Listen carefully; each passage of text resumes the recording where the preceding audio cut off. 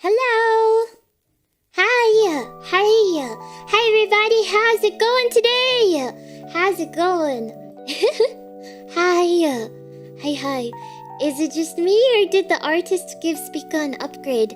Yeah, it seems I did get a little bit of an upgrade in my new loading screen. There was an upgrade. That was the first thing I noticed, you know.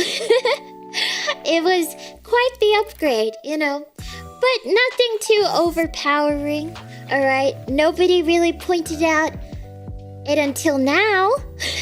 I was hoping nobody would notice, but, you know, this is the first I've heard that you guys have noticed the upgrade in the loading screen in certain areas of it, that is. What's up with your hands? Are you making fun of my hands? What, I do a hand reveal and this is how you treat me? What did these hands ever do to you, huh? I am eternally peace signing. What's wrong with that? Today's a good day. You finally have indoor plumbing working. That's good. That's good. Yatta! Congrats. Congrats. Yeah, this is my hand reveal. So, today is a Zatsu. I don't really schedule Zatsus that often outside of ukulele Zatsu. Which, you know, does it really count as Zatsu if I also have ukulele? Does it? Does it? Okay, not a ukulele stream. Ah! Oh my god, I nearly dropped it. Okay, anyway. You're cat sitting today? You are? So you have somebody's cat with you? Cute! Cute! Oh, I have this picture up. Okay, that's for... Yeah. Oh. Okay, I don't know why that is there. Okay, yeah, the picture is supposed to be there. Alright, I set up some pictures of the main characters so I can explain the plot. Did you guys watch this show? I watched it a while ago. Okay, well, not ages ago. Alright, but it's kind of been a while. Maybe I should have done this stream a bit earlier when the drama was fresh on my mind. But that's okay. You know, I figured I still want to talk about it. Hopefully, I can remember enough of what happened to be able to summarize it for you guys. Yeah. You binged it in 2 sittings. I binged it 2. as well, I think. Not in one go, but probably in 2 sittings as well, I think. I binged it while procrastinating on my homework. Yeah, so this is Burn the House Down, which is a sort of new Netflix show. Yeah, it is a J-drama, Japanese drama. I think that's what you'd classify it as.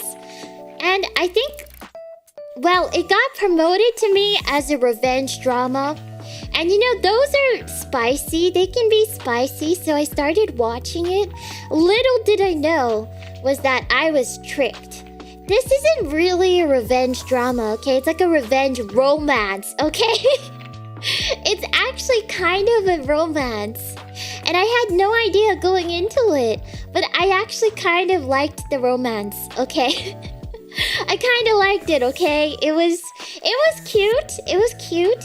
I was frustrated at the start, though, for some reasons that I shall explain soon. Only 3 episodes? You watched 3 episodes of it? I see. Are you planning to continue it?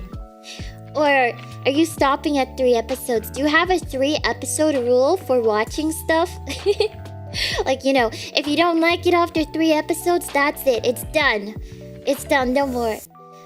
It's from a josei manga. I haven't read the manga. I didn't know about the manga. I think I did see that it was based on a manga, but I had never read the manga. So my experience with the plot is entirely based on the drama. You have read the manga? Do you like the manga? What do you think of the manga? What do you think of it? Hehe. What? Yeah, you haven't finished the last volume? Does the last volume suck? Is that why you haven't finished it? They achieve vengeance through love. Kind of. Actually, yes. That is kind of. Now that I think of it, it is... it is through love. The ending is a little bit... it is a little bit disappointing because they build it up so much. Only for the final reveal to be a little lackluster, I gotta say. It made me wonder, what was the point of all of that? You know?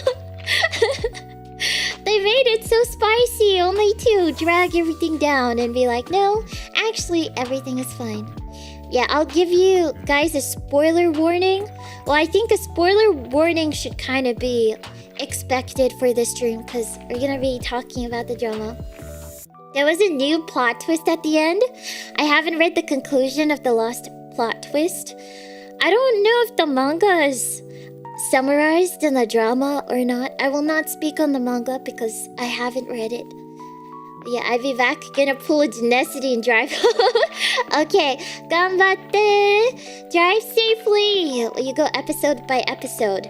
I want to try to, but I'm not sure if my memory of it can go episode by episode.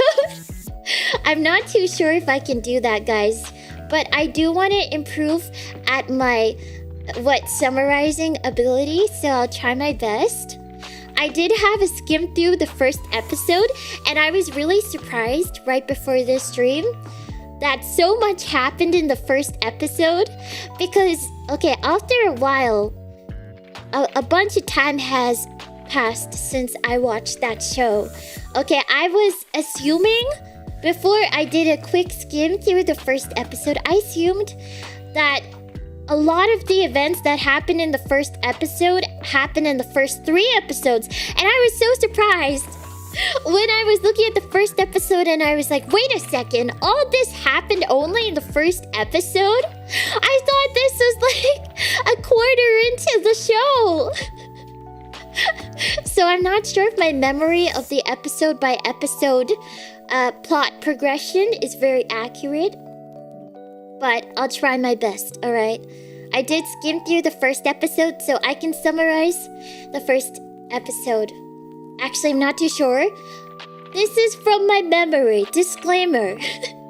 But I did write down their names, okay? I wrote down their names on little picture cards, so I'll show you guys their pictures, because it might be easier to summarize it with pictures, right? So, yeah, this is an 8-episode show. And it is a revenge plot. So basically, our main character, right here, she's been staring at you this whole time. Her name is Anzu, and she works as a maid, I guess. Not a maid, cafe maid, but a house cleaner sort of maid. And she gets hired at this lady's house. Bam! Makiko. She's this older lady who lives in a very wealthy house. And Anzu gets hired to work there, and it's her first day at Makiko's house. And, you know, she's doing her housekeeper maid stuff. Okay, Makiko is kind of scary, okay? She's very intimidating, and she tells her you can't go to the second floor, all right? You can only stay on the ground floor. You can't go to the floor above, you know? So Anzu gets very clear instructions that she's not allowed to go to the first floor, or the second floor, as you may say it in other countries. Okay, whatever it is, the floor above ground floor, she's not allowed to go there. So, you know, Anzu does her cleaning and all, but oh no, she decides to go up the stairs. Why does she do that? How mysterious. Okay, well, you guys already know this is a revenge show, so she goes up the stairs, and then I think she checks out the first room she sees on the first floor. It's kind of like the story of Bluebeard, isn't it? Bluebeard is the name, right?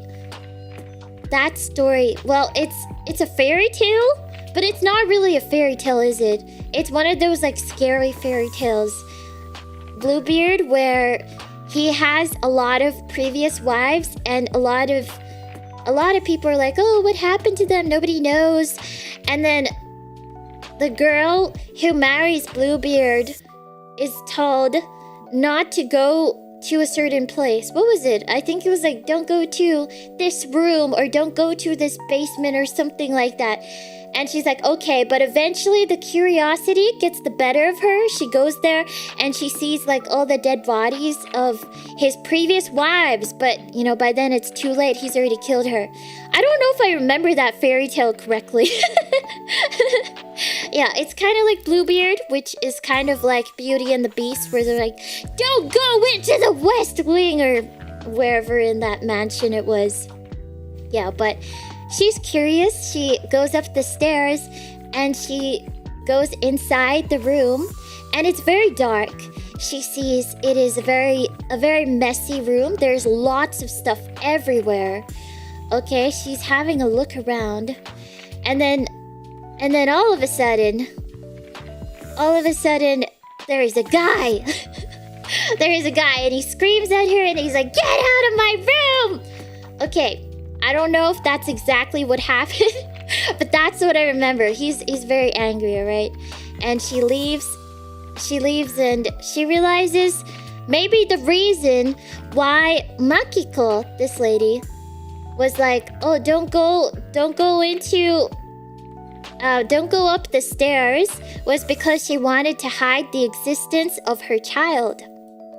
Now at this point, Anzu is speculating who this is, because, okay, I think around here it gets revealed her true motivations. Alright? She has taken on a fake name. Her name, okay, the name, what was it? Her name her name that she introduced herself as to Makiko is Shizuka. Yeah, it's Shizuka. But that's not her name. That's actually her friend's name that she borrowed. So her friend is helping her out with her top secret operation, right? And Anzu, who is pretending to be Shizuka and pretending to be a housekeeper for Makiko, actually she used to live at that house that Makiko lives at. Okay? And there was... No. There are no body swaps. Don't worry. No body swaps. Okay, it's not supernatural, unfortunately. Nothing supernatural. It's just a revenge romance or whatever. Yeah, so...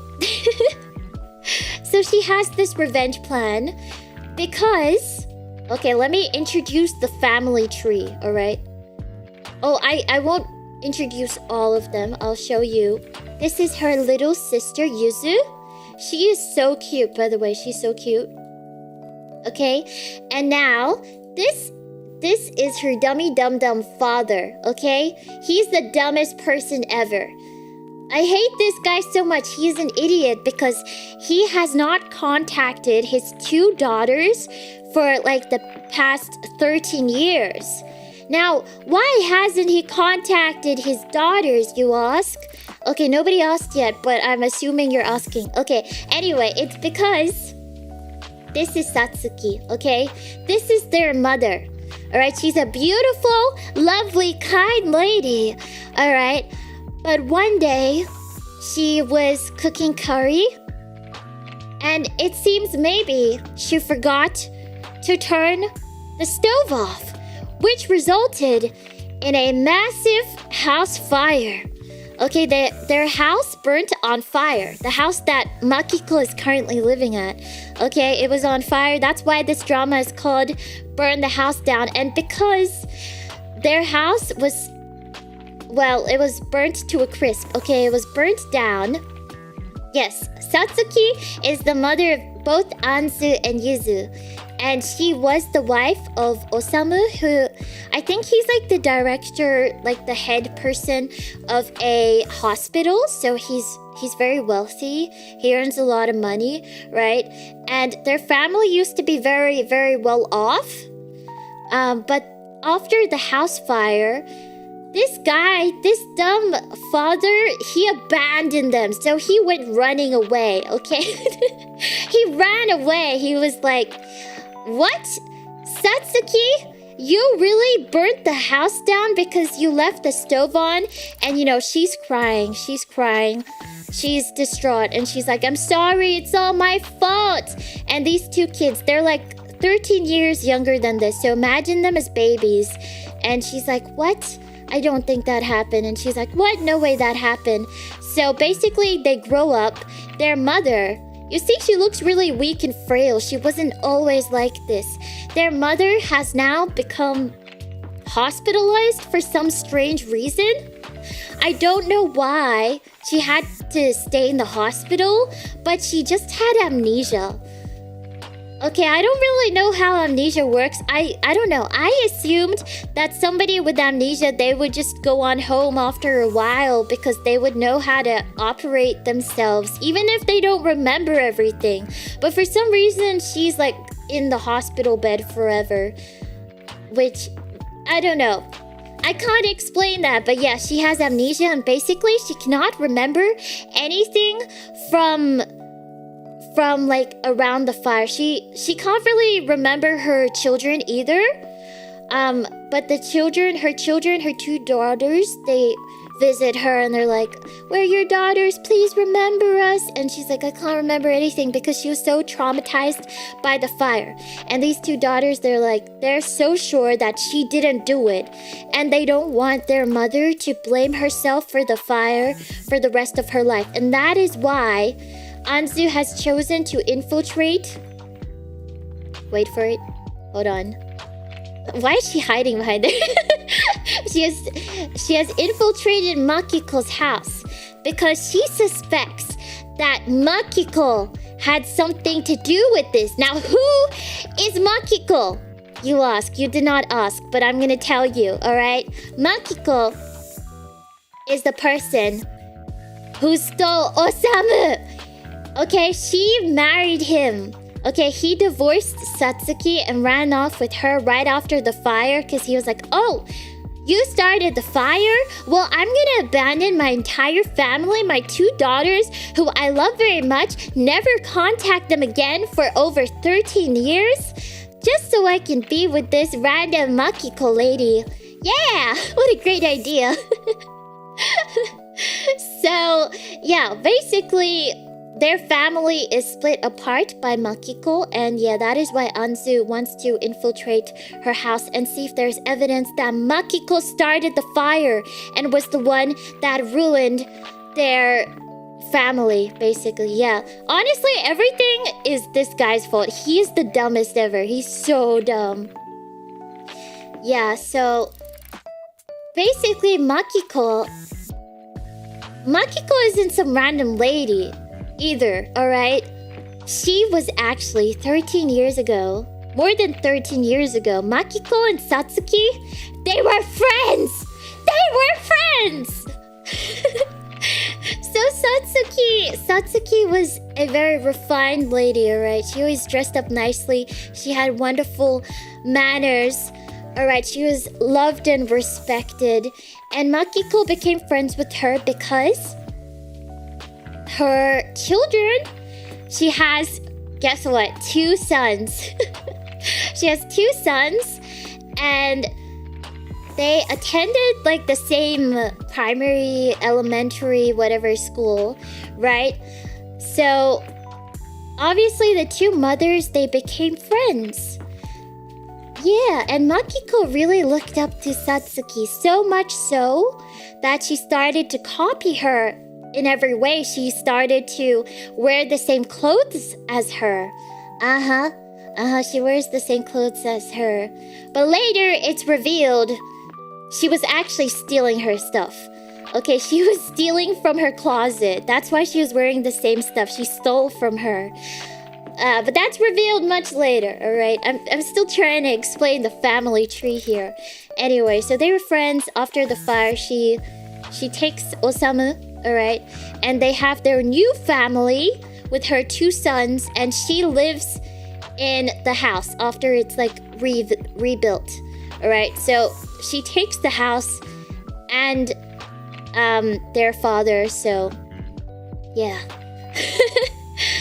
So, okay, that is the basis of this revenge plot. Okay, Anzu wants answers. She just wants to prove to her mother that she didn't do anything wrong so her mother can remember them again. She wants to cure her mother's amnesia. Yeah.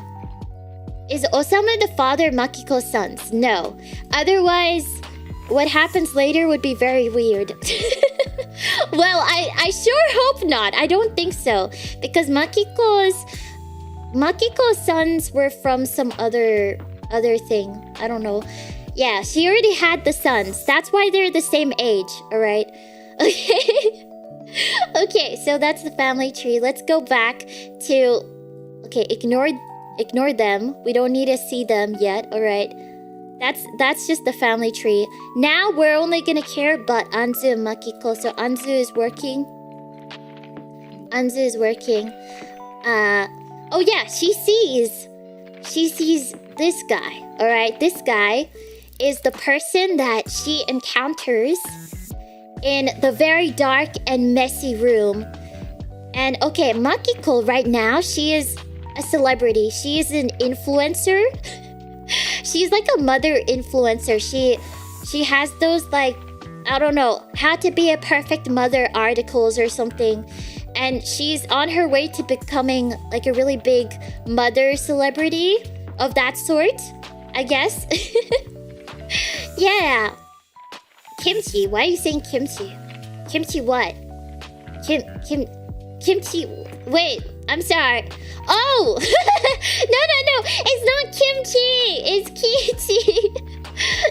No. Alright. So, Makiko is out and about. She's all the way in the corner, alright? Anzu is cleaning, and then she sees this guy in the room. Alright, she realizes, oh, the reason why Makiko is telling her not to go up there is because she wants to hide the existence of this guy, Kiichi. Alright, she wants to hide his existence from the world because she is an influencer and she cannot have people knowing that her son that she brags about that is like going to be a doctor or something, she cannot have people knowing that he actually doesn't leave his room because she's embarrassed of him. Yeah, so Anzu figures this out.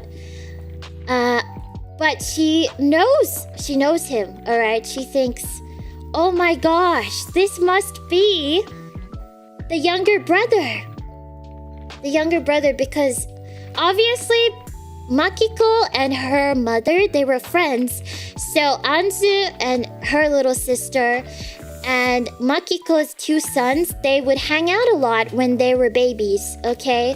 So she does remember them from their childhood. So she speculates, oh, I think this is the younger brother who was supposedly studying in med school, but he's actually not. So, okay, she comes up with a plan. Alright. And the next time she comes back to do housekeeping, she does her floor cleaning, alright? She does all her washing up, her cleaning, everything, alright? And then, in addition to that, she decides to cook some food because she's good at cooking, alright? I think this is also after she tries to talk to this guy and start conversation or something, but he ignores her.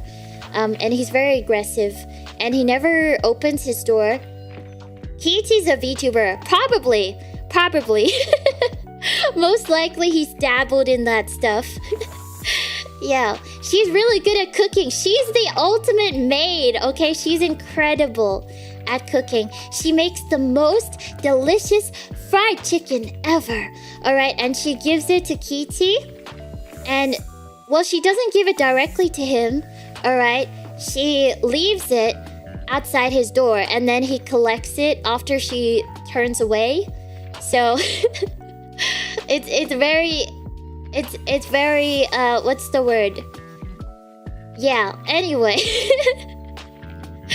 there's no contact. This is basically what you would do during, I don't know, coronavirus times. Okay.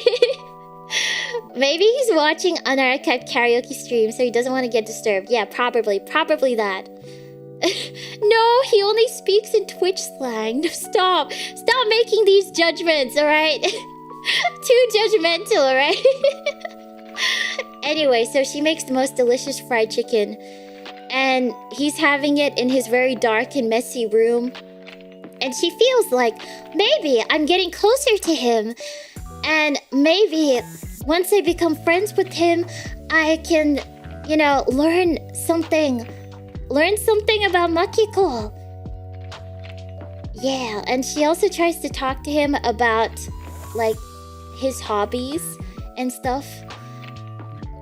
But there is something that happens where I think she gives him food, and then he's like, no, wait, he opens the door and he grabs her. And then I think from grabbing her, a button falls off onto the floor, alright? Okay, but the thing is, they're not friends yet, alright? We don't really know if this guy hates her or is okay with her, because he's just been in his room and accepting the fried chicken offerings, okay? He's never really responded back. But she goes down the stairs and finishes up her cleaning duties and goes home.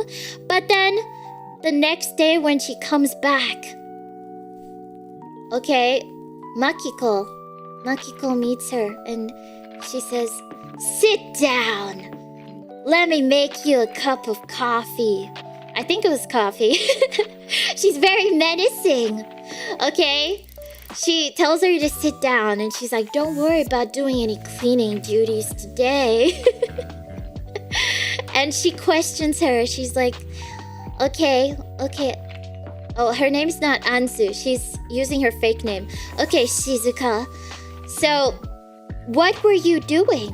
What were you doing the other day? And then Anzu's like, oh my gosh, I'm sorry I went into your son's room. I promise I won't tell anybody, okay?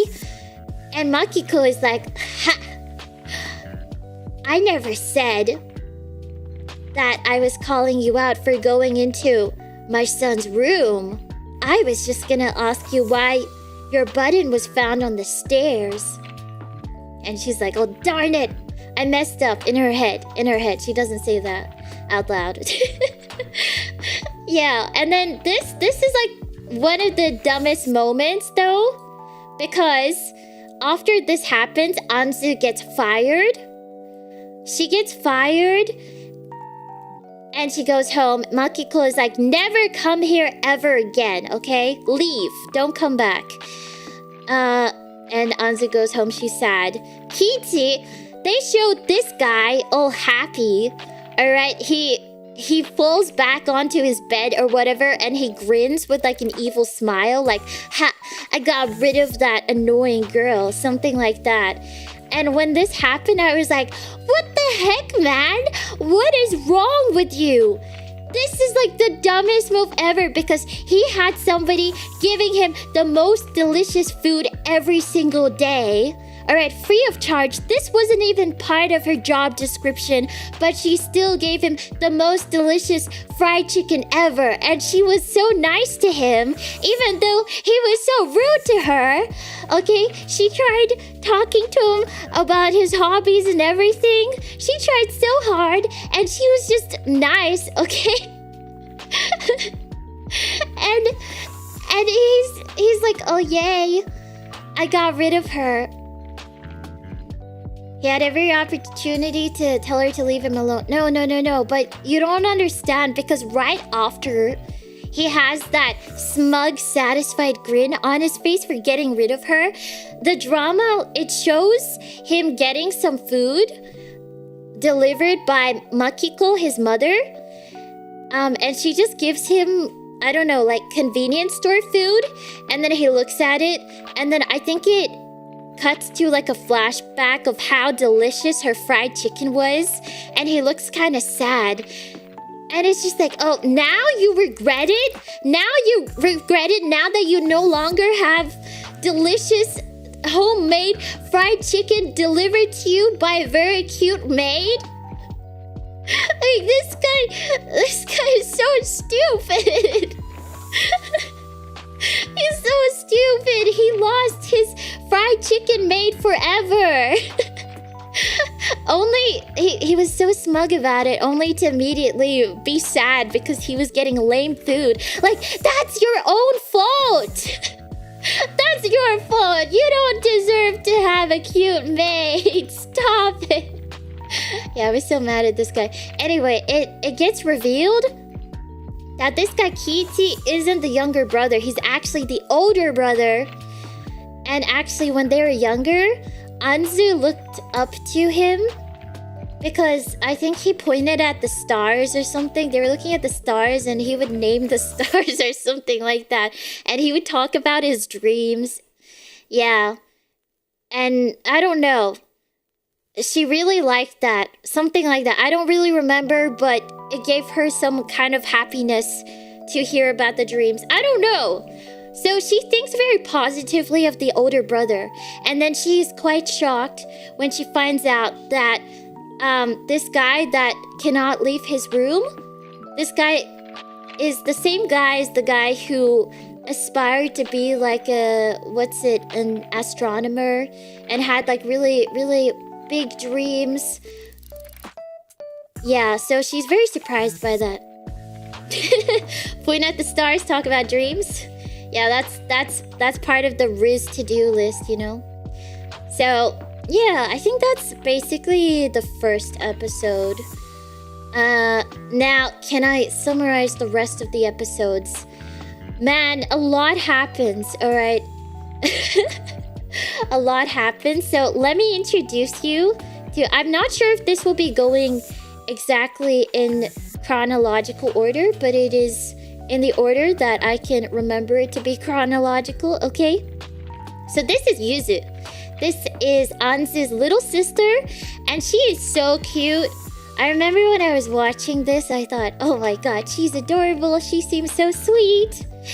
And she's just lovely. She doesn't really have the big goal of this revenge plot that Anzu has, but she supports Anzu, and Yuzu is...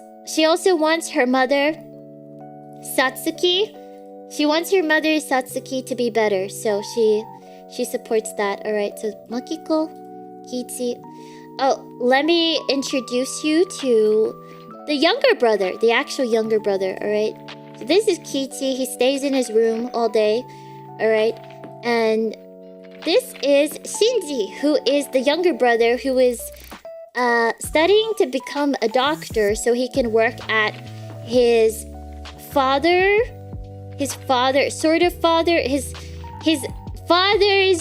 hospital. Yeah.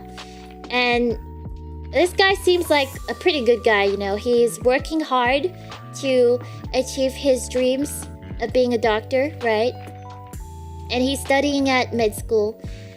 But the other thing is that he is very interested in Yuzu, who is the younger sister of Anzu, and he tries to meet up with her. Actually, there are a lot of parts where he is talking to this other girl.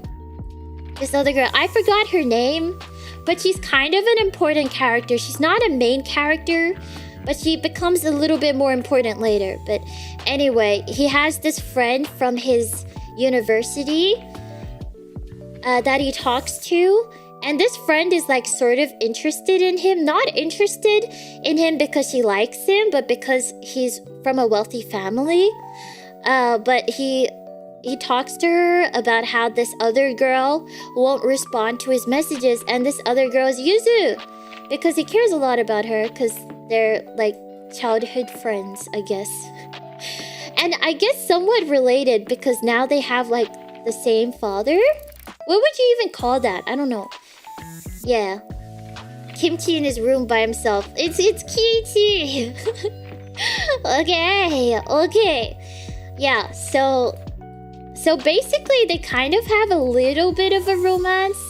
Sort of, not really. It's more like they become good friends, alright? But he's kind of really interested in Yuzu, which I understand. She is very cute. So cute. So cute. Suddenly a love triangle? What love triangle? Oh, right! The love triangle with the other girl from the university. Oh, the other girl from the university who's interested in him because he's wealthy.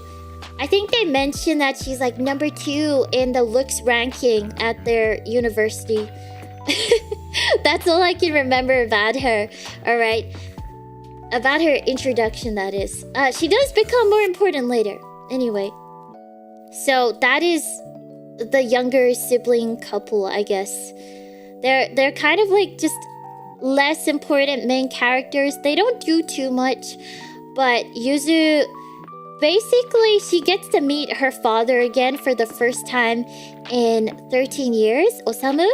Because of Shinji. Because Shinji is like, oh, I'm sure that your father wants to meet you, but, you know, he's just been shy to contact you for 13 years, but I'm sure he misses you.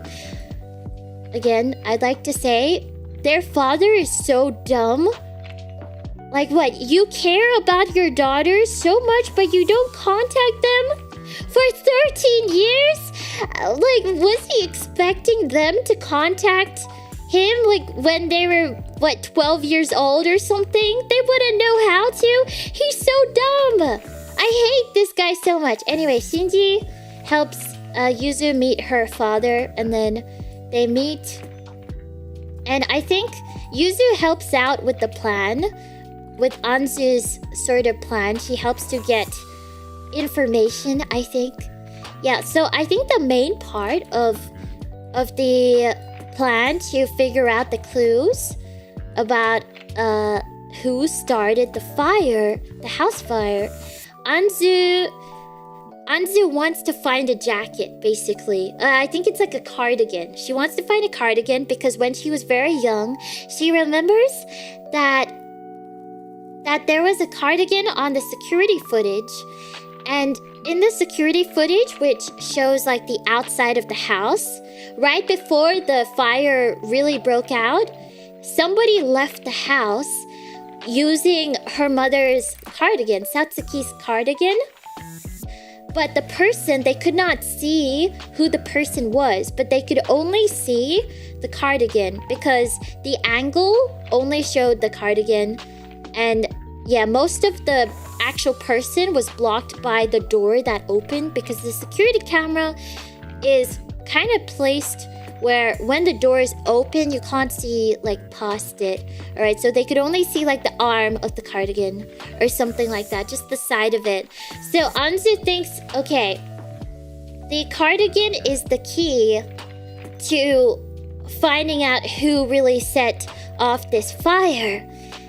And yeah, that's why she really wants to be able to go to the higher floor of the house, because she has a strong inkling that the cardigan is there somewhere. Yeah. So if Makiko has the cardigan, it means she burnt the house down to give Osamu an excuse to leave his family for her. Yeah, basically. So Anzu is searching for the cardigan. Actually, while she's searching for the cardigan, while she's cleaning, she does find several things which are literally her mother's inside the house. And it's like, why are these things that have her mother's name on it? Like, there are certain items with her name on it that are inside the house. Why are they inside the house if the house burnt down and all the items were supposed to be burnt with them?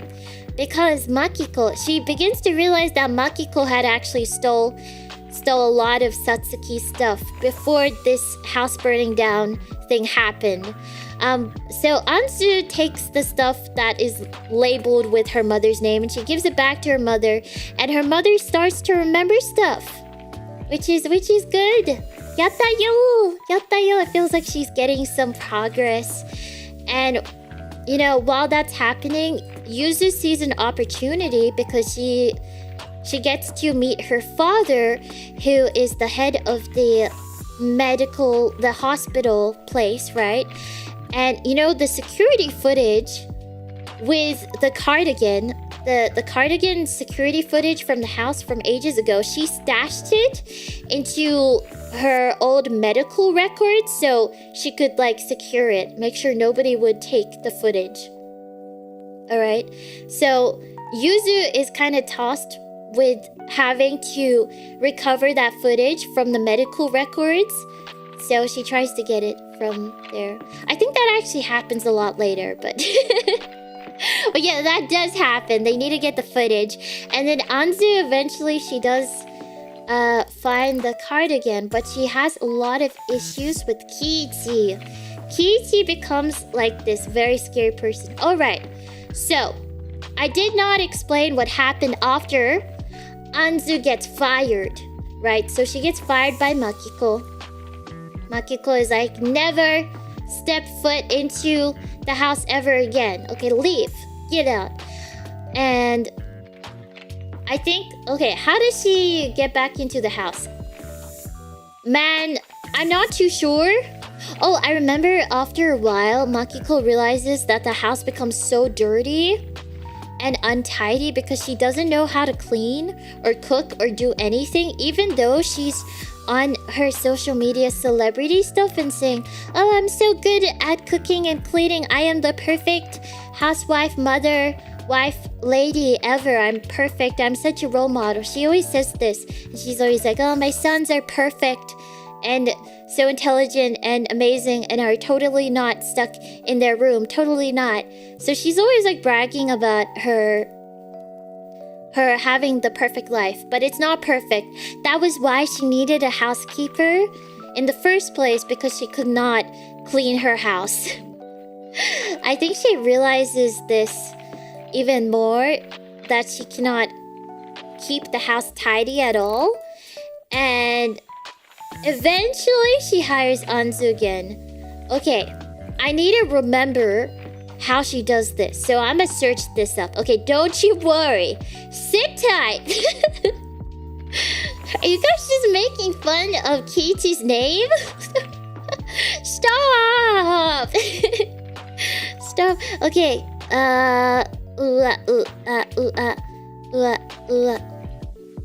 Oh yeah, Makiko is always taking photos to put on her Instagram, being like, oh yeah, I cleaned the house. Oh yeah, I made this food, when actually she didn't do any of that.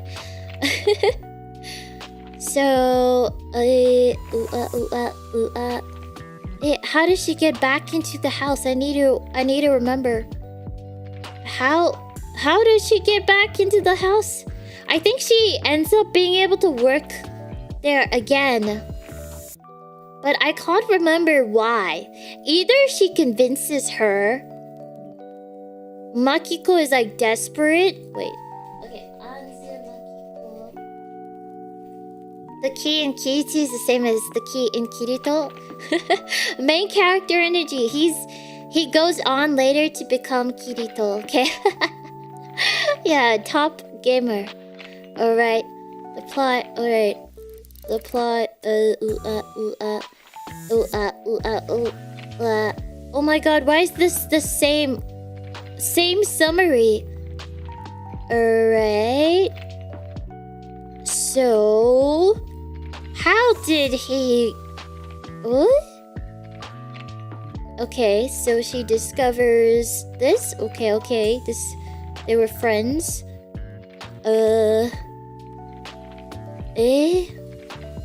The housekeeper. No, it doesn't explain that. But I just know that she got fired and then somehow she came back.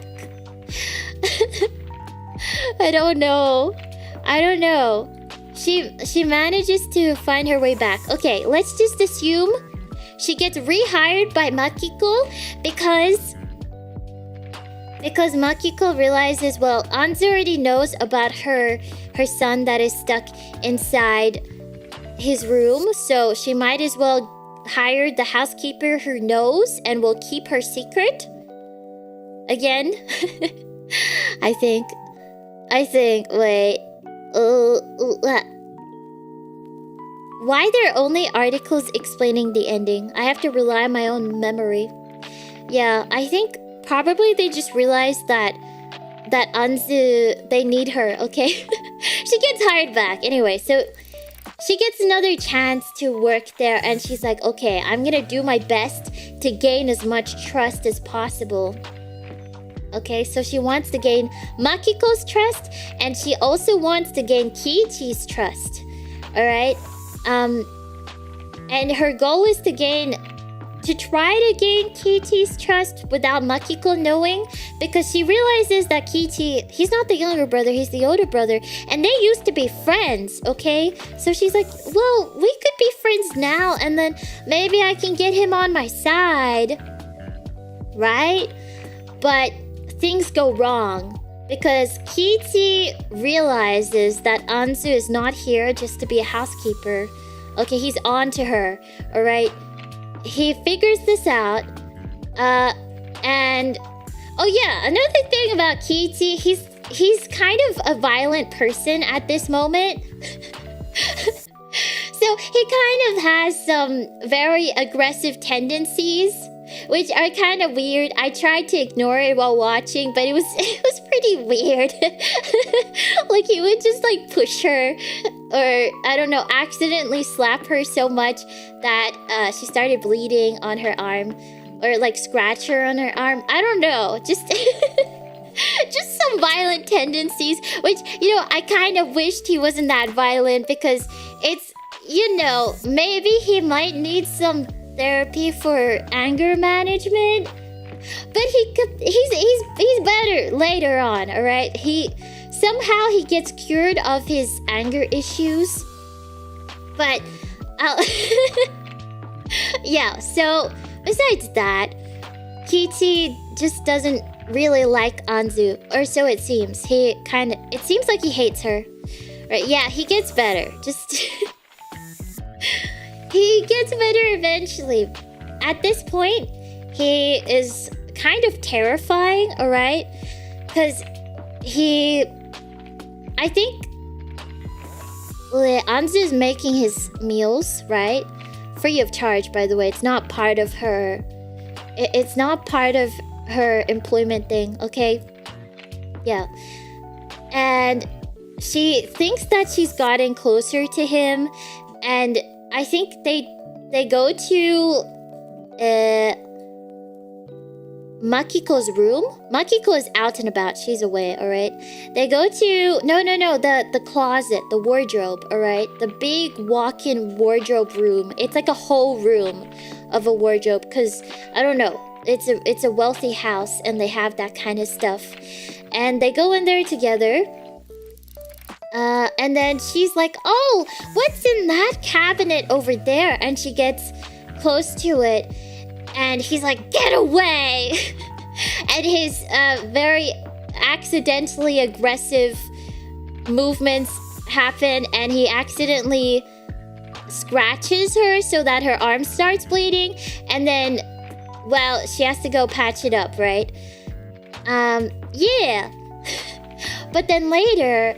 she goes to that room and she wants to check out the cabinet, so she does open it up.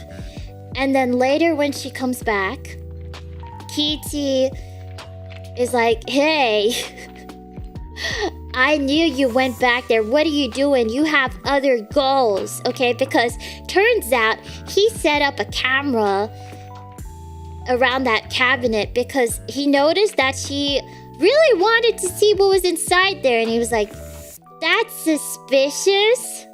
So yeah, he set up a camera to spy on her. And, you know, he is ultra suspicious now. He fully confronts her and is like, yo, what are you doing? Who are you? Aren't you Anzu, not Shizuka? Shizuka is your fake name. Yeah. Oh, thank you, Tenacity. Thank you. Because so cute. Wow, arigato. Thank you.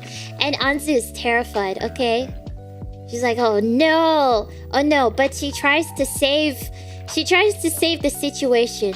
Okay, she doesn't tell him that she wants revenge. She tells him that she just wants to recover some of her mother's items because her mother has memory loss. She ignores the stuff about wanting to figure out whether Makiko set the fire, okay? Set the house on fire. She's just like, oh, I want to steal, okay? I just want to steal the stuff back. And then Kiichi's like, huh, okay. So he decides to blackmail her. And he says, basically, from now on, if you don't want me to tell my mother about this, you're going to have to work for me as well. Okay, so she has to clean the house, you know, cook food, do her actual job, in addition to doing the job that Kiichi tells her to do because he's blackmailing her. Okay, and then... so the first thing he asks her to do is he gives her like a pile of books and he's like, yo, read this. And she's like, what's this? And he says, well, this is my job right now. Okay, and she's like, what do you mean? You don't leave your room. And he's like, well, actually, I'm an entrepreneur. I manage my own website. And I earn ad revenue. And he's like, yeah, so your job is to edit the articles on my BuzzFeed website.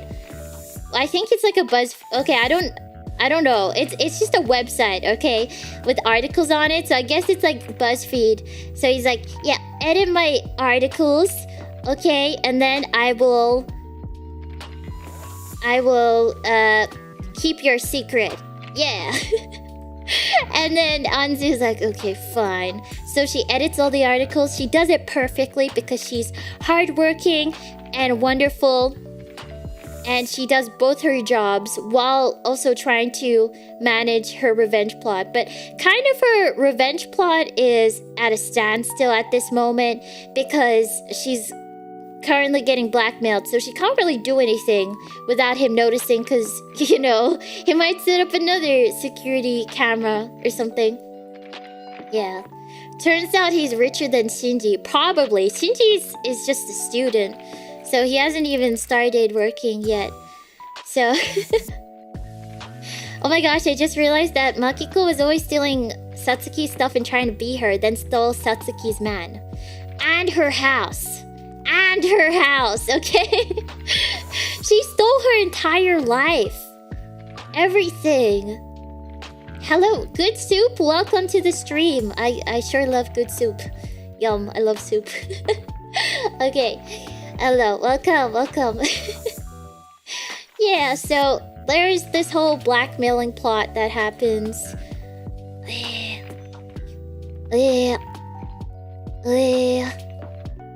And then I think the blackmailing kind of resolves. I don't remember how, but I just remember it does. I'm sorry, my memory is not up to date enough, okay? But I think they actually become closer. Okay, and then Anzu manages to actually get Kichi on her side. I think because Anzu finds the evidence that Makiko had stole stuff and evidence that Makiko might have been responsible for the fire. And actually, Kichi was suspicious of the fire as well, as it turns out. Yeah, so he was also suspicious. And Anzu found some evidence. I think she finds the cardigan. And yeah, basically, he goes from being a blackmailer to being on her side, which is pretty good. And there is also some character development, which is very, very cute. Because Kichi... Okay, he goes from being a blackmailer who is very aggressive and a little bit violent, okay? Does some weird stuff, okay? There was this one moment in the drama where he got so mad at her for saying like one word. I don't even remember what it was. I think she said one word and it triggered him. And he just like, he got really aggressive and he grabbed her. And then he put his hand over her mouth and he was like, "You, shush, shut up." Yeah, so he has a lot of violent tendencies, but he gets over it because Anzu decides to take him out for walks, like a doggo, I guess. Fizz, thank you so much for the gifted memberships. Arigato. Thank you, and welcome new members. Thank you. Yeah, I'm back and caught up from 20 minutes of 2 times because storytelling.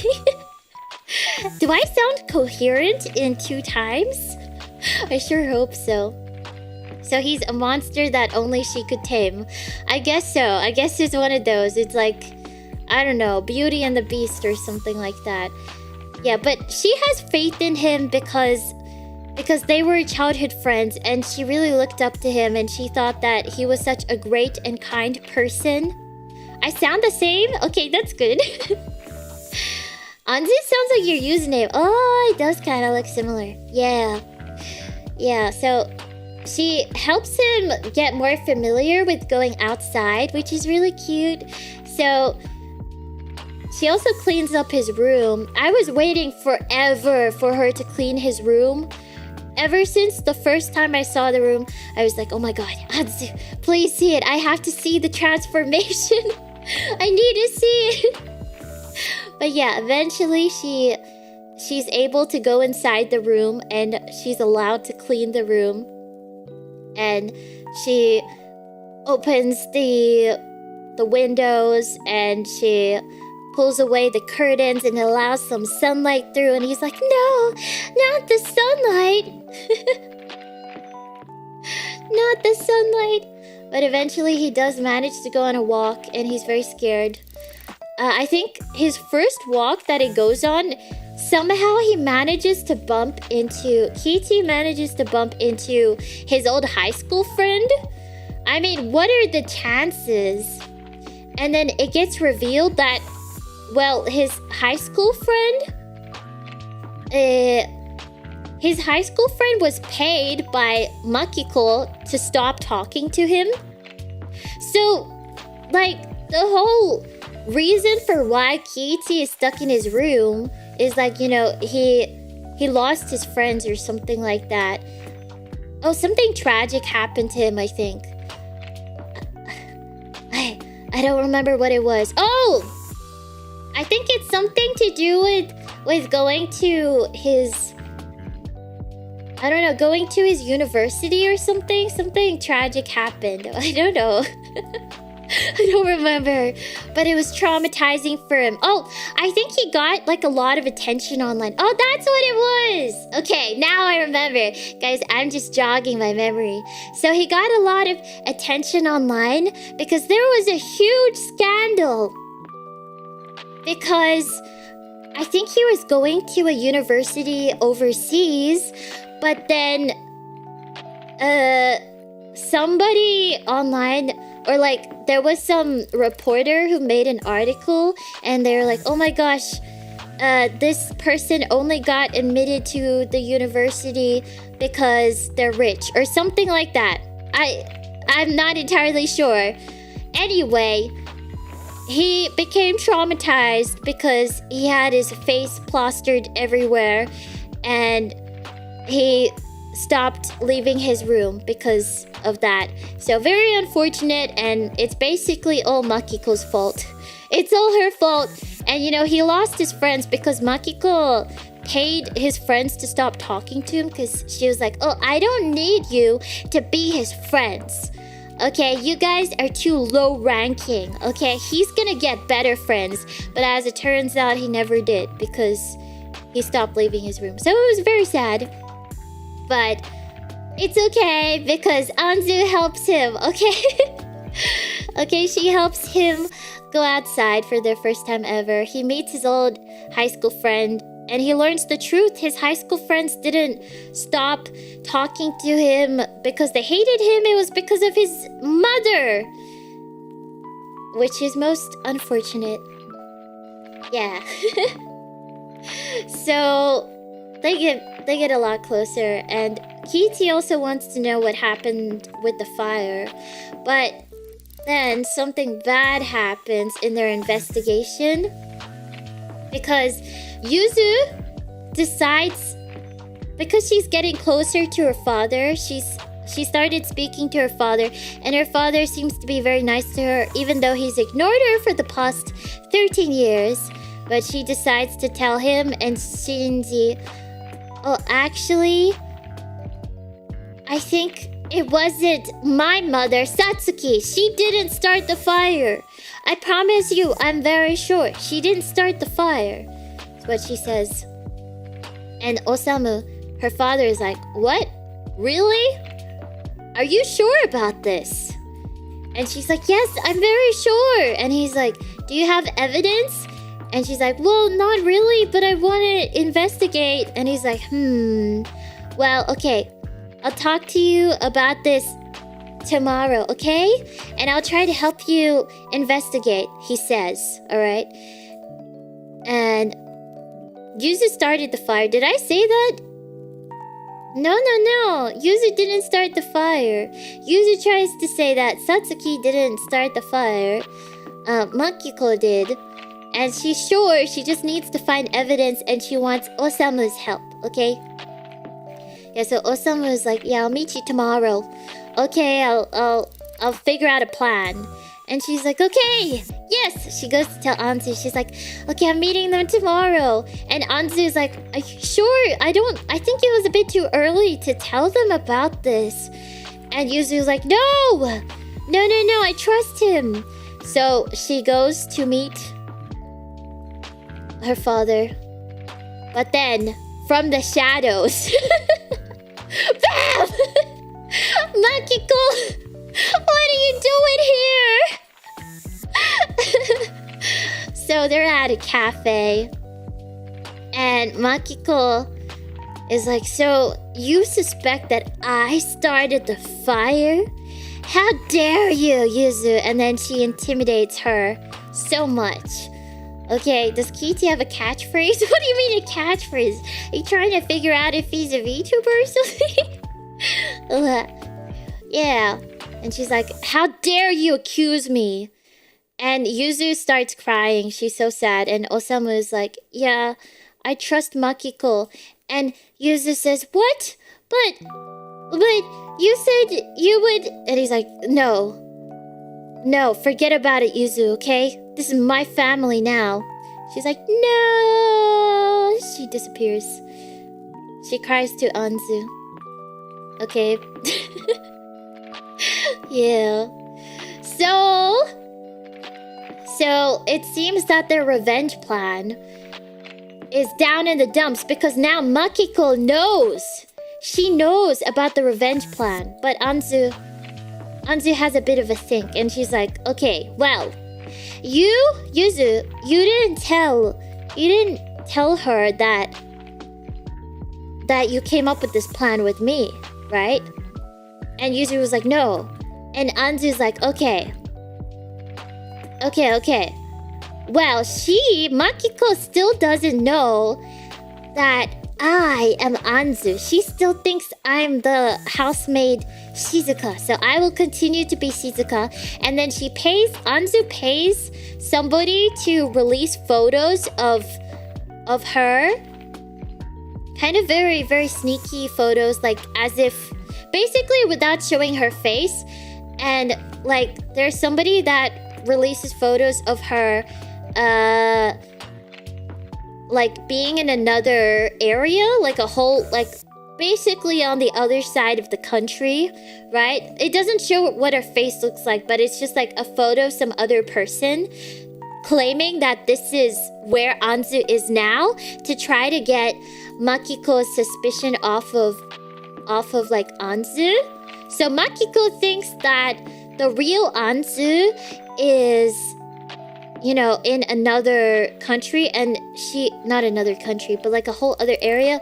And Makiko thinks that Anzu and Yuzu have no contact with each other, and Yuzu just wants revenge, and Anzu is like far away. She doesn't have to worry about her. But actually Anzu is right here, pretending to be a girl called Shizuka. Yeah. So her relationship develops with Kiichi, and so does her relationship with Makiko, because as it turns out, Anzu, good at cooking, good at cleaning, good at editing articles, good at basically everything. Turns out she's also extremely good at managing social media, and extremely good at being a manager. She is also really good at driving people. So she becomes Makiko's personal manager, maid, driver, everything basically. And Anzu becomes responsible for Makiko's entire growth as a celebrity.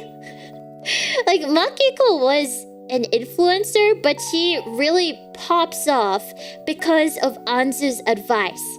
And also, Makiko, basically all of Makiko's cooking photos are Anzu's cooking.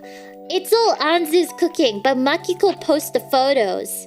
And then Makiko even gets invited to like a TV show where they're like, oh, we see all your wonderful food, homemade food. You gotta show us how you cook it.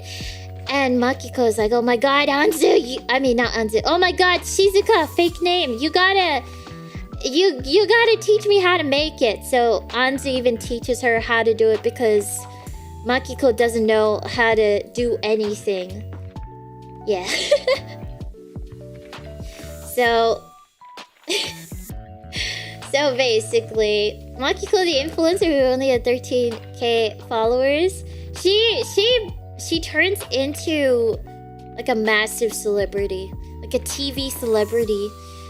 And Anzu, it's all because of Anzu, to be honest. She, like, Makiko becomes so reliant on her. She's like, Anzu, tell me what to do all the time. And, you know, at this point I was thinking, Anzu, why are you even dabbling in revenge? Okay, you could be doing whatever you wanted. Alright, you could be, I don't know, doing anything because you're perfect at everything. You know exactly how to do everything, right? You could be, I don't know, building a whole new house for your mother. I don't know how, but anyway, turns out she's amazing at revenge, I guess. Yeah. It was 130k. Yeah, I think she had a lot. I don't think it was 13k. I don't know.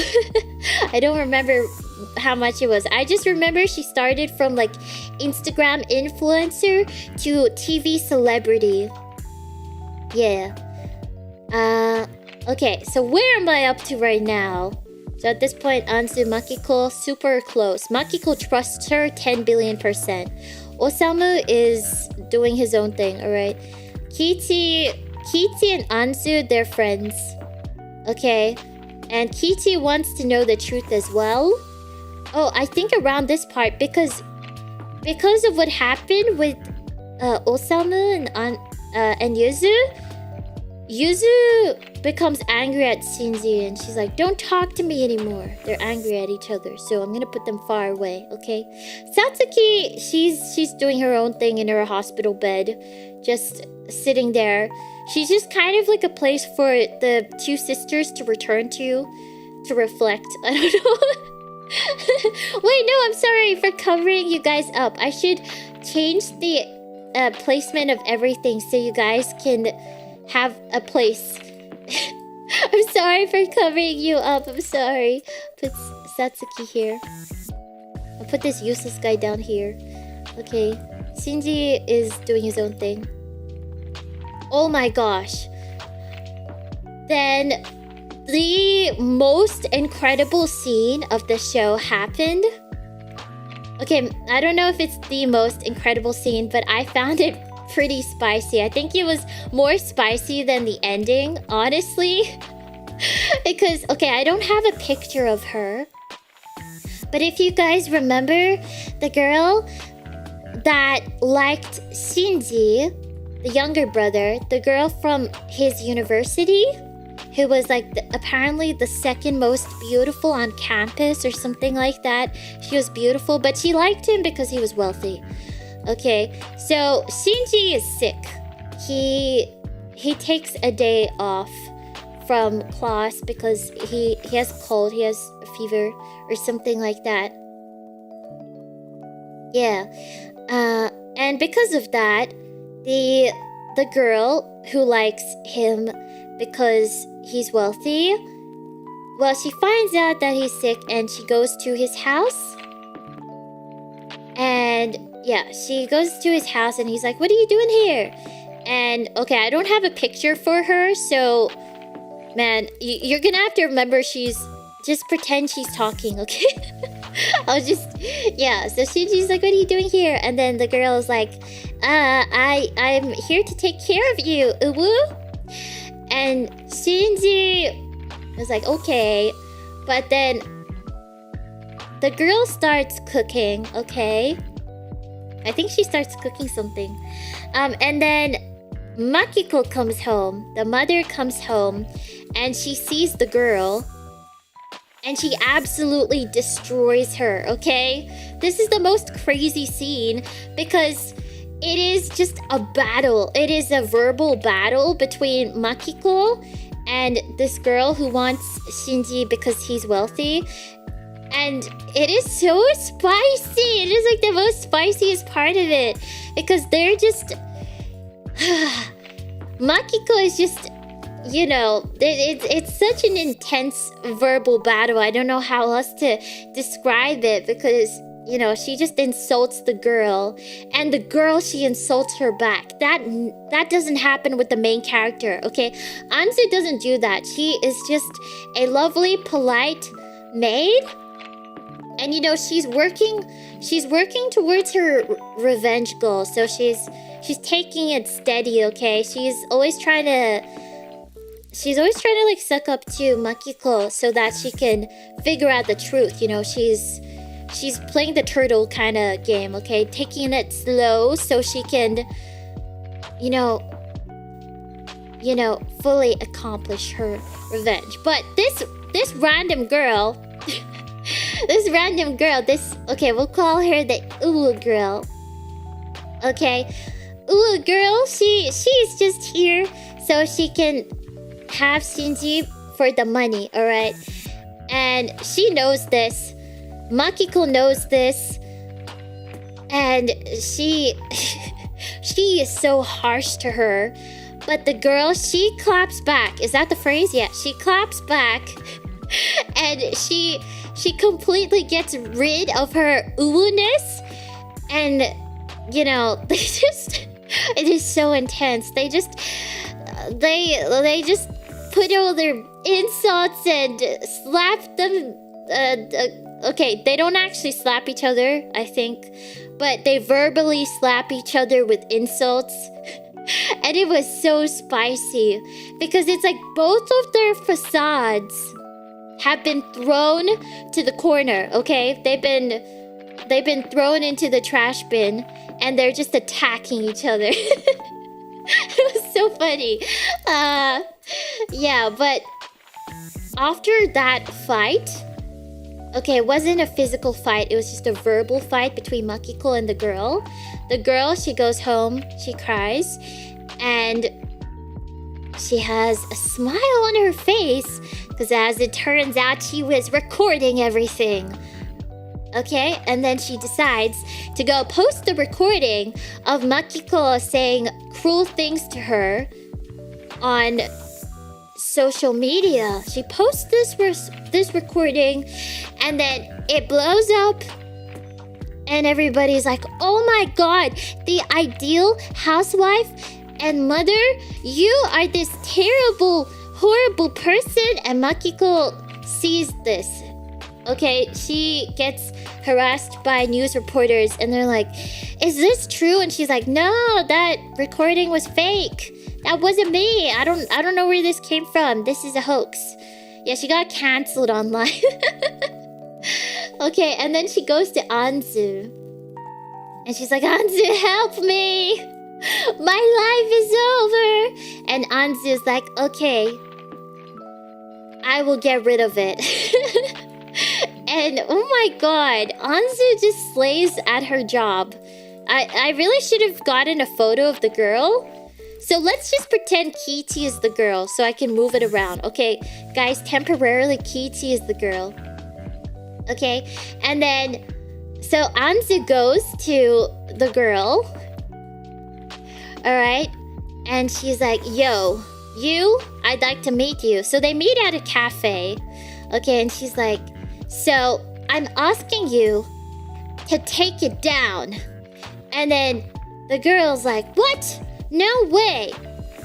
I'm not gonna take it down." And then Anzu, she does that classic K-drama or J-drama thing where they like slide the envelope of money across the table. And she's like, "Here. Now take it down." And the girl was like, "What? This is insulting. Okay, I was slapped down by Makiko, and you think money will fix this? Okay, I cried so much." And Anzu's like, "Alright, it's time to pull out all the all the blackmail I have." So it turns out Anzu has somehow gotten loads of blackmail on this girl. And she slides not an envelope this time, but like a massive folder of a lot of blackmail photos of her. And she's like, "Okay, how about now? Will you delete that now?" And she starts crying, unfortunately. And then, yeah, she runs home and she deletes it with no money. Oh wait, no, I think she does take the money. Anzu is so good at being undercover. She is. I was so sad that she did this. Honestly, because I know it was all part of her, like, you know, her long-term plan to figure out what Makiko actually did, and then, you know, actually properly punish her. And, you know, it was necessary for her revenge plan. But it was so cruel, okay? I know the girl was set up to be kind of like a vain sort of girl, but it was just kind of a bit too cruel to her. Oh yeah, I forgot. The girl also like splashes the iced coffee on Anzu's shirt because she's so upset. Yeah. So anyway, that happens. Makiko's life is saved. Anzu has done it again. Anzu has saved Makiko and has gotten the girl to delete it through various methods of blackmail and intimidation. Alright. Good evening! Hello. Yeah. So... okay, now this next part... I am not too sure what happened, so... let me just check what happens next. I might need to jog my memory, okay?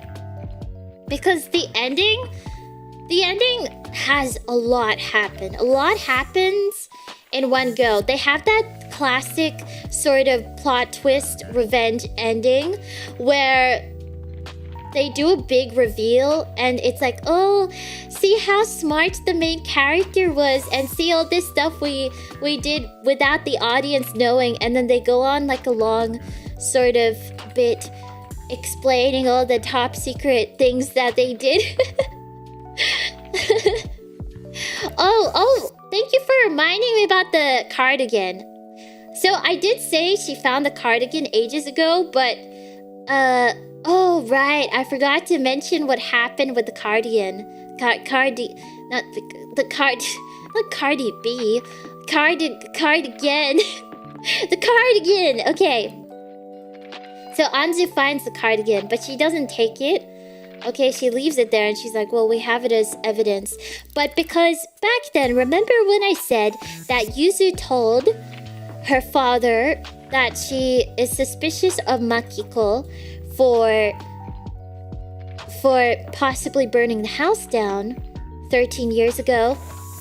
She tells her father that her father tells Makiko, and you know, Makiko intimidates Yuzu. She's like, I did not do that. But you know, right after finding that out, that Yuzu is suspicious of her, she decides to burn the cardigan because Yuzu had mentioned the cardigan. So actually the cardigan gets burnt to a crisp and they lose kind of their only sort of evidence. Yeah, so I forgot to mention that. Thank you for reminding me about the cardigan. Yeah. Alright, so with the cardigan thing, Anzu starts investigating because they've lost their primary sort of lead with this investigation.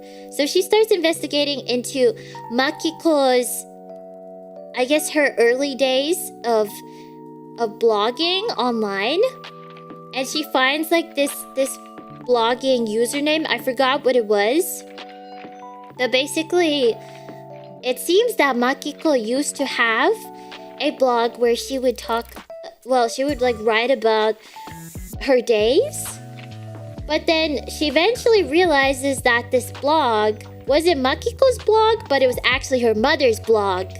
And then she finds another blog, which is the actual blog that was Makiko's blog. Yeah. Mai's blog. Yeah, she thinks that Mai is Makiko because Mai, but it's actually her mother's, Satsuki's. So there are like two blogs. Yeah. And they investigate the blog posts and they find out that Makiko, back then, this was 13 years ago. This was before the fire started, okay? That's why they're investigating it, to see if there's any evidence that shows that she had planned the fire or anything like that. Yeah, so she reads the old blog entries and she... well, what did she find? Oh, she finds out that Makiko, well, while using Satsuki's clothes that she borrowed but actually stole, she started to do like fan meetings with her blog readers because she gained some fans, like a small group of fans, for just looking really wealthy and wearing a lot of wealthy stuff, expensive jewelry and that kind of stuff. I don't know why, but she just got a lot of fans for showing off her expensive clothing back then. So she did some fan meetings and they were inspired by her biggest fan. I forgot her name, but it was her biggest fan. Yeah. And Anzu thinks that, you know, being able to meet Makiko's... the person who used to be Makiko's biggest fan might be the key to finding out what happened on the day of the fire, because Makiko had hosted a fan meeting on the same day of the fire, just before it. Yeah, so she does end up meeting the old fan of Makiko, and she finds out that Makiko was kind of like in a rush to leave the fan meeting. Yeah. What's with all the VTuber references? Come on. Not everything is a VTuber thing. Kimchi the VTuber. Okay, yeah. So she finds out a bunch of stuff, okay? A lot of stuff about Makiko's past, stealing Satsuki's stuff. Okay, and then blogging about it as if it were her own, and basically copying her entire life. That's how everything started. She started to copy Satsuki's life, and then she realized that it got her a lot more fans, and she was like, I'm gonna keep copying her life, and then I'm gonna steal her life. Yeah. Okay, now I gotta explain the final... what's it? No, there are like 2 plot twists. There's so many plot twists. Okay, guys, I'm gonna look at a recap because it's kind of hard to remember the details. I watched this a while ago. Alright. So... oh yeah, by the end of this, Kichi, not Kimchi, but Kichi... this guy, he has recovered a lot from staying inside his room, and he can now go outside again. That's like, yay! Yay! Yay! Very cute, very cute. They're besties, alright? Kichi has recovered from being scared of the sunlight. And yeah, Kichi's still helping Anzu out. So, by helping Anzu out, I mean, like, he will tell Anzu when Makiko comes home or anything like that, or if he overhears something from Makiko. Did he cut his hair? I don't think so. I don't think he got to that point. Maybe at the very end. I don't think he cuts his hair. Yeah. Okay, let me read the ending summary, okay? Okay. Okay, the ladder is forced to tell plan. Okay, that was not the ending. Okay, look into an old... Oh yeah, okay, so this is how they take her down. Oh, there's the press conference? Wait, I need to get the order of this right. Oh, it's kind of confusing trying to remember it. I should have rewatched the ending. Because it feels like it's been so long.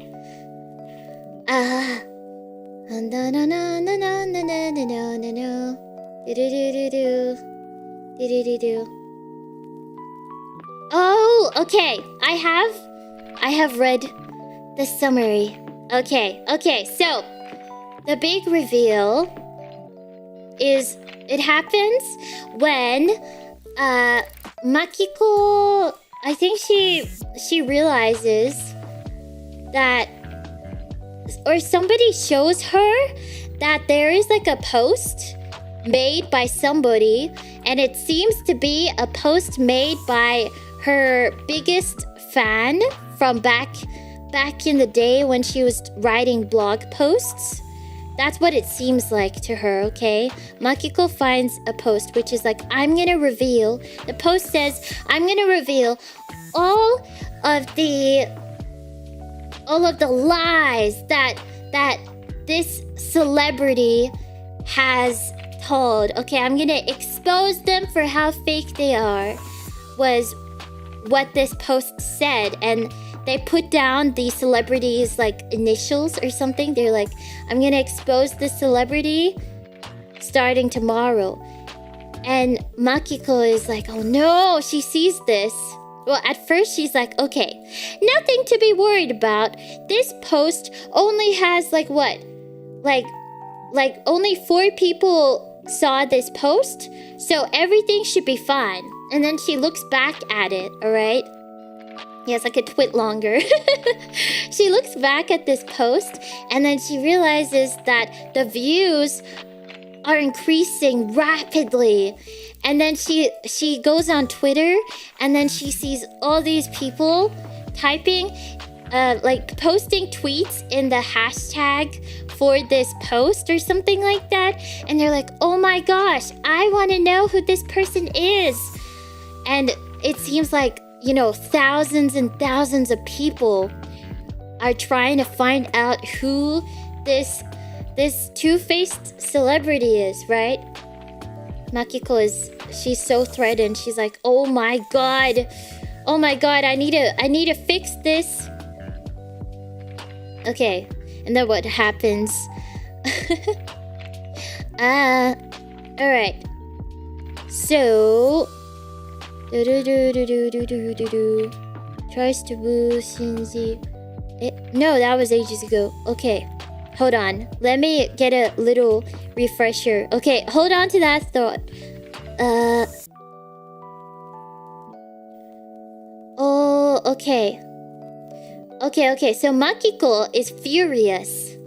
Oh, I remember now, guys. I'm sorry. So, let's go back.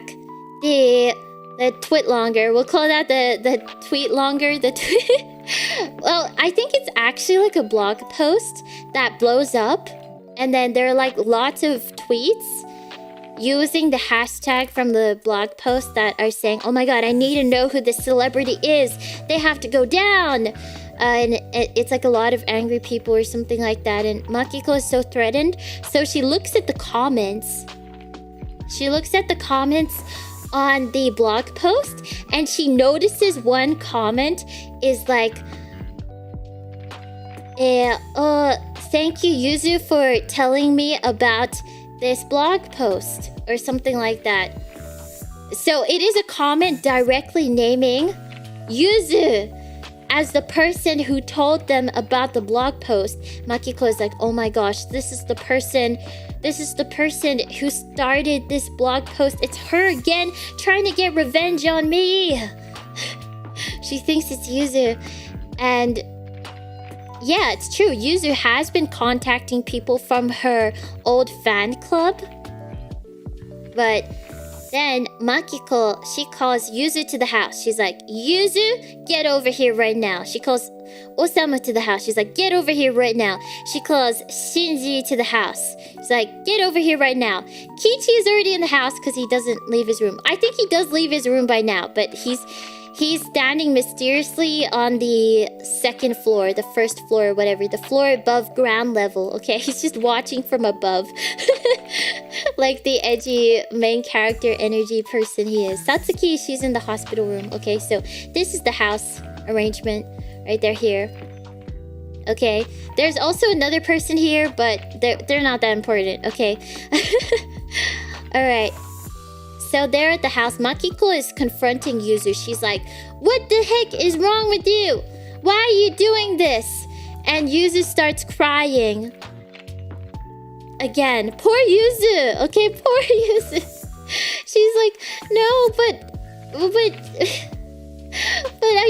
I just want my mother to be happy and not to blame herself for the fire, please. And Makiko is still angry at her, okay? And according to this summary, I think she's about to slap her or something. Wait. Oh yeah, she's just about to slap her, which is terrible. She's about to harm her is what this article says. I don't remember that, to be honest. But yeah, she's on the verge of hitting Yuzu when somebody comes in. Ha ha ha ha ha ha. It's Anzu! Anzu's here. Anzu's right here. Oh, okay. And then as this happens... well, I guess as she is like kind of screaming at Yuzu. She kind of basically admits to a bunch of stuff. And then Anzu comes in, stops her from slapping her sister, and she makes the big reveal. Finally, she reveals, It's not Shizuka. My name isn't Shizuka. I'm Anzu, the daughter of Satsuki, whose life you stole. And then Makiko is like, What? What? And then Anzu intimidates her further, and then Makiko reveals everything, alright? Kichi is watching in the background and he's smirking, I think. Makiko reveals everything. She's like, the fire, I did it. Oh. Okay, guys, I disappeared. Help! Help! I'm gone! Help! I will be back, okay? Technical difficulties! Alright, hold on a second. I will be right back. Just you wait. Alright?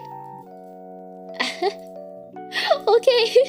Plot twist. I suddenly disappear. Alright? Very, very massive plot twist. Okay, where is Pika? Find out next time. Find out next time or not. Who knows? Honestly? Where did she go? I don't know either. I don't know where I am. I need to find my way out. Okay. Doko. Where am I? Where am I?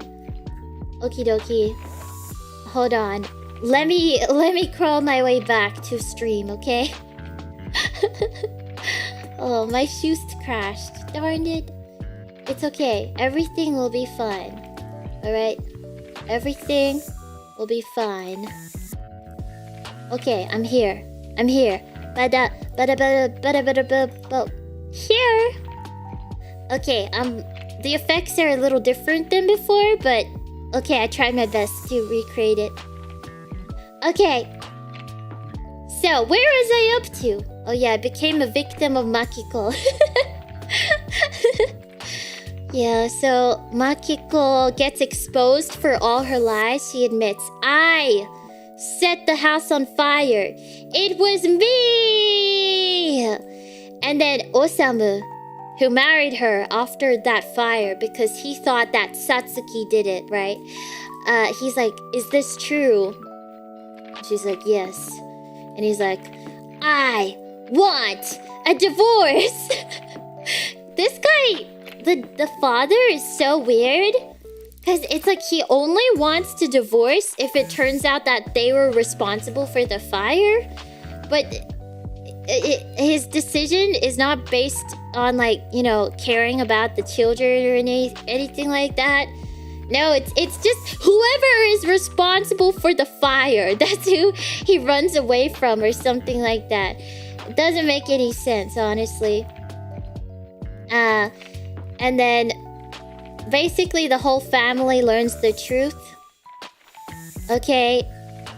And let's put everybody to the side, all right? Everybody can go down here, okay? So they're out of the picture. They're out of the picture. Oh, wait a second. I think there's like a recording as well, like another recording. Apparently, according to this summary, there's like another recording of Makiko saying something. Or maybe it's the same one as before. Either way, there is a recording of her admitting all her, like, wrongdoing. And Makiko has this recording is exposed to the public. And it's like, oh no, her life is over. And Osamu also wants a divorce, so he's gonna leave her as well. But then Makiko wins. She makes a comeback because I think she gets Osamu to meet her, and she's like, well, you're gonna pretend to be my husband whether you like it or not, or something like that. she kind of just threatens him and he just goes along with it. So right after that, they have a press conference where Makiko tells the reporters, oh yeah, my family is doing amazing. We love each other very much. Everything is going fine. And any recording you heard of me saying something weird, not me, okay? That's not my voice. So she cries and, well, she pretends to cry. And she's like, no, it wasn't me.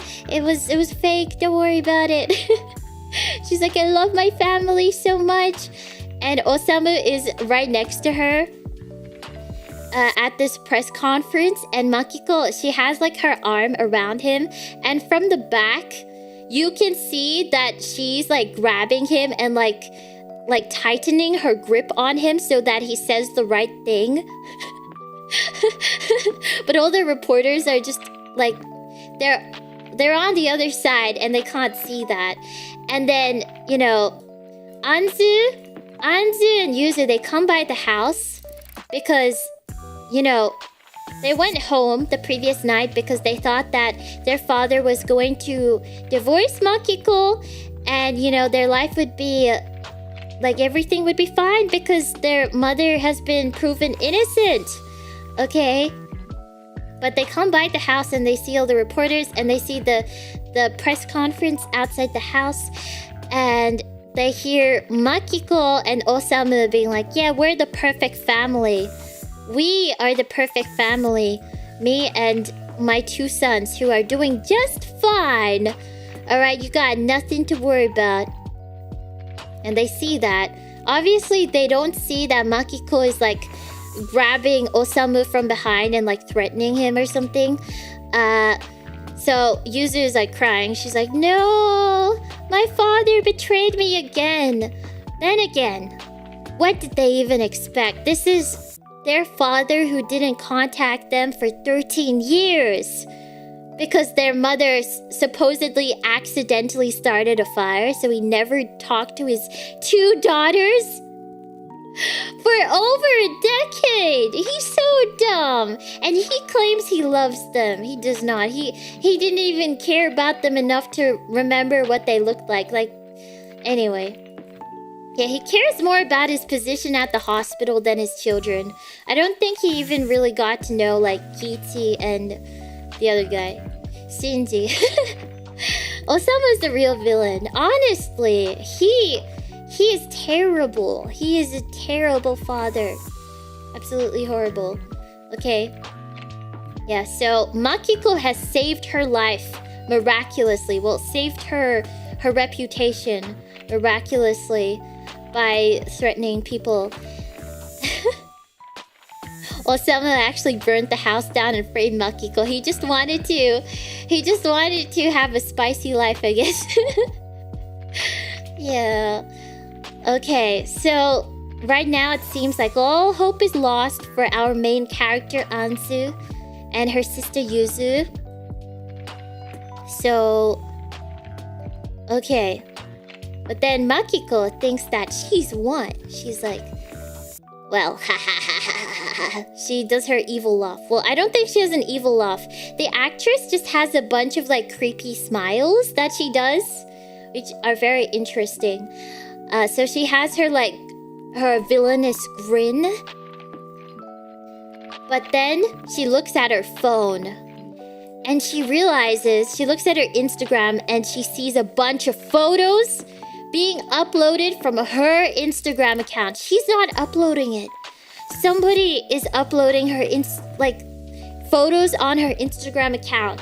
And these photos are not looking good at all. They're all photos of Makiko's super dirty house. And they're photos of Anzu, well, with her face blurred, with like a sticker put on her face to hide her identity. But it's like a photo of Makiko's famously tidy, amazing house, and how there is like a housekeeper cleaning it. It's just like a photo of that.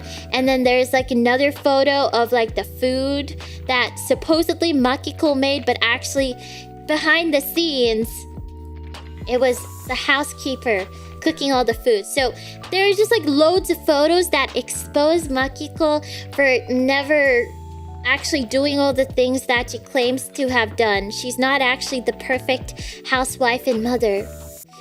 So, yeah. And that destroys her, and she's like, no! No! No, how could this happen? And, you know, you thought that she had won after Anzu had put so much effort into trying to expose her, and she still managed to crawl her way back to victory. But the plot twist is that she gets exposed again, and the photos, they are proof of her lying to all the reporters and everybody who sees her Instagram account, and it just proves that her entire life is a lie. Yeah. I thought the sticker thing was just a movie trope. Movie trope? What do you mean a movie trope? What do you mean a movie trope? Like they only put stickers on photos in movies? So it's realistic? Wait, I don't get it. I think the sticker thing is just to hide the face, isn't it? What do you mean a trope? I don't get it. Like, aren't stickers on, like, Instagram? They have, like, a bunch of things you can put on photos, right? Like, you can, like, add the time or add music. Something like that. So, I don't think that's a trope. I think it's just an editing app kind of thing. But yeah, that's a thing that people do. Yeah, so it just exposes... Makiko has been exposed for all her lies. And, you know, she is now a disgraced TV celebrity. She's not the ideal mother and wife. No. Okay. Yeah, so... After this... Makiko has a long think. She's like, who the heck has access to my Instagram account? Who the heck could hack my social media account? She thinks long and hard. But then she decides to go visit her old friend Satsuki, who is in the hospital suffering with amnesia. Alright, so she visits her in the hospital, and she's like, hey, how you doing? And Satsuki's like, oh, Makiko, I think I remember you. We are such good friends. It's a long time no see. And Makiko is like, yeah, we are great friends. She's very awkward because, you know, she knows that she stole her life. And Satsuki is all innocent and being like, oh, I miss all the times when we used to hang out with each other, blah, blah, blah. You know, how are your sons doing, blah, blah, blah. And Makiko's like, oh, I really should go. And Satsuki is like, no, why don't we spend some more time together? And Makiko's like, no, I'm good. And she's like, no, I want to take you to the roof. Let's go together, please. So they go to the roof together. And Satsuki is on one side of the roof. And Makiko is watching her. Satsuki turns her back. And she's like, I did it. She turns around, looks at Makiko. She's like, I figured out the password to your account. And Satsuki reveals that she actually got her memory back, I think, a little while ago, after she got like some things that reminded her, and she realized that she wasn't the one who started the fire. She never started the fire. She wasn't even like there. So she's recovered from her amnesia. But she pretended to still have amnesia when she first saw Makiko, I guess just for fun. But yeah, she reveals that she hacked Makiko's account. And she tells Makiko, well, it was obvious what your password was. And she reveals her password. Makiko's password that Satsuki very easily was able to guess was Makiko's. Dun dun dun. It was like the birthday of Makiko's ex, I think. And Satsuki is like, you never loved Osamu, did you? You don't love him? Not the way I do. I love him more. And she proves it. She's like, you know, if you really love him, why is your password your ex's name or something like that? Edward Cullen. Yeah, so it's just game over for Makiko. Her life has ended. I think she goes back to the house or something like that. And she cries. I think she drinks it up. She goes to the house. She's sad. She's been defeated. And then Anzu and Yuzu go to the house. Kichi is obviously still in the house, I think. Alright. And okay, ignore these people. They're not really there. Okay. I don't think they were there in that scene. Let me set up the next scene. Alright. Maybe she couldn't be bothered to change the password. Yeah. Maybe. Okay, so Makiko is in the house. She's sad. The house is like unclean, untidy. It's very messy because she doesn't know how to clean.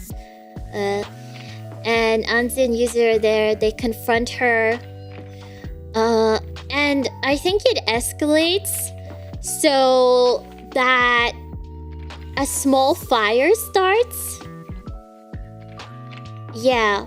Oh, wait, I just remembered. Okay, the reason why Anzu and Yuzu go to the house, I think Anzu is upset because Kichi... So, I think because of new evidence that they found in the investigation about the house, and I think they found evidence to prove that it wasn't Satsuki who burnt down the house. So the police have started investigating into the fire for the house from like 13 years ago, and they are suspecting Kichi for doing it because he was friends with some delinquents who would like steal things. And those were the friends that Makiko paid later to stop associating with Kichi. So we find out why she had actually stopped, like she had actually paid them to go away because they were delinquents who would steal stuff and maybe set fires. Okay. And because of his association with those people back then, the police are now investigating Kichi, and Kichi decides to turn himself into the police. Makiko's like, no, you didn't do it. Anzu's like, no, you didn't do it. They're all like, you didn't do it. Don't do this. And he's like, I have to do a good thing. I gotta do this. So, you know, he's gone. I mean, he's with the police. And yeah, they start like a massive argument or something like that inside the house. Because, you know, they're all upset about this. And Makiko tried to tell the police that she caused the fire, but the police were still suspecting Kichi. So that's why they're pretty distraught about it. Yeah. And then, so Makiko tells them, yeah, I think Kichi actually did do the fire. Yeah, I think he actually did do it. And while this whole conversation is happening, yeah, he couldn't deal with the guilt anymore. A small fire starts on their kitchen table. A fire breaks out. How convenient! And it spreads really rapidly on the table. There is a fire all over the table, and then they're trying to like reduce the fire. They want to control it, so they grab whatever they can to stop it. But then this guy comes along. Shinji sees the fire and he goes crazy. Okay, he gets whatever he can. He throws himself onto the table fire, and he's like, "Go away, fire! Disappear!" Like, he's so angry about the fire. And they're like, yo, what's up? You didn't... It's okay now. What's up, Shinji? And then Shinji reveals, it was me. Me when I was at the age of 6 years old, or I don't know, 8 years old, and I was a dumb child. And then we get a flashback all the way to when Shinji was younger. He went over to... Yeah, it was this guy this whole time. This was such a dumb ending. It made me so angry. It wasn't even Makiko. It wasn't even her. It was this guy. It was so dumb. Because Shinji was a child, so it wouldn't have mattered much if he revealed that he started the fire, compared to, like, you know, if Kitsu had started it because he was much older, or if, like, Satsuki actually started it, or if Makiko actually started it, they would maybe have been arrested for arson. I don't know. But he was like 7 years old. He was a baby. And when they showed the flashback of how the fire was actually started, I was in so much pain from watching that. Okay? Because it just showed this guy's a little kid. He goes over to Satsuki's house because he loves their food.